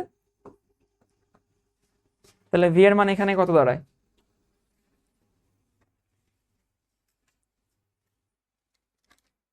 30 গুণন হচ্ছে 0.04 ইন্টু 22.4 ভাগ হচ্ছে 2, তাহলে V দাঁড়ায় হইতেছে 13.44। এটা কত ml এর মধ্যে আছে? এটা 10 ml এর মধ্যে আছে, তাই না? 13.44 মানে এত ml তৈরি হয়। ml এ তো আমরা হিসাব করতেছি, 10 ml এর মধ্যে এতটুকু আছে। এককটা লিখে দিই, এত মিলিলিটার, যেহেতু আমি এখানে ml নিচ্ছি, এটা হচ্ছে 10 ml, 10 ml দ্রবণের মধ্যে। এখন আমাকে বলছে 600 ml কতটুকু হয়, তাহলে 600 ml কি হবে? 13.44 গুণন হইতেছে 60। এই হচ্ছে আমাদের আনসার, 600 ml। আচ্ছা, একটা প্রশ্ন করছে যে ভাইয়া, প্রশ্ন ব্যাংকে কিন্তু 22.4 তো লিটারে। ও, এই থ্যাংক ইউ। তাহলে একটা কাজ করো, এখানে একটা 10⁻³ দিয়ে গুণ করো, 03, হ্যাঁ হ্যাঁ হ্যাঁ হ্যাঁ, 0.03। তখন হচ্ছে কত আসে, 0.01344, এত হচ্ছে লিটার 10 ml এ।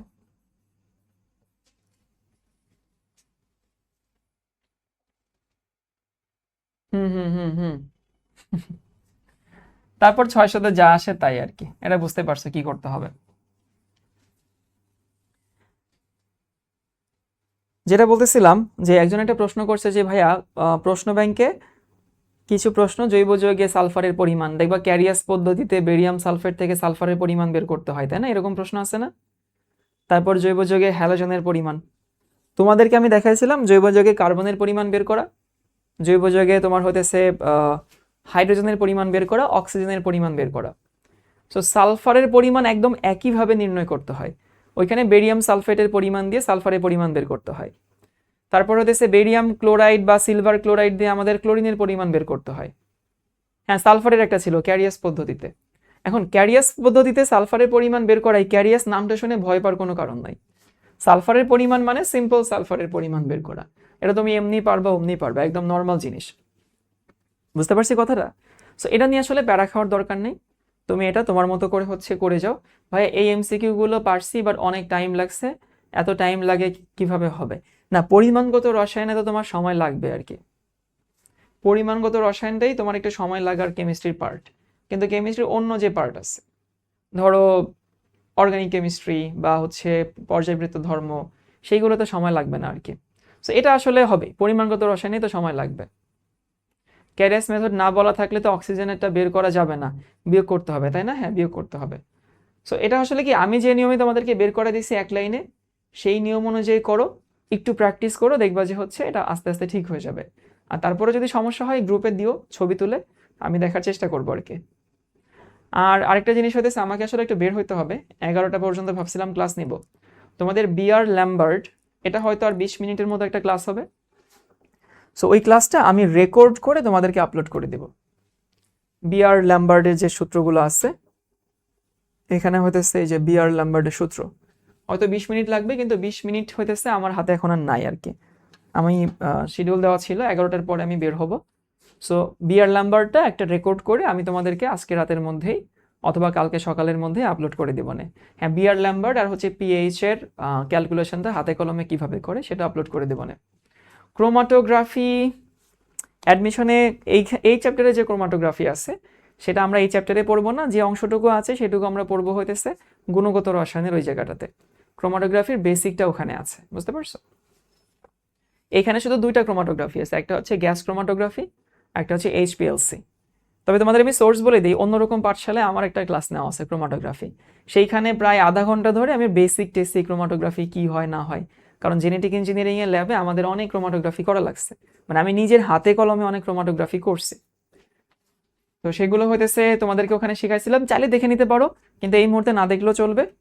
আমরা শুধু হইতেছে বিআর ল্যাম্বার্ট এই অংশটুকু বাকি রাখলাম, আগামী ক্লাসে হইতেছে বিআর ল্যাম্বার্ট আমরা দেখাবো। ও আচ্ছা, ক্রোমোফোরের ম্যাথ, বাবারে বাবা।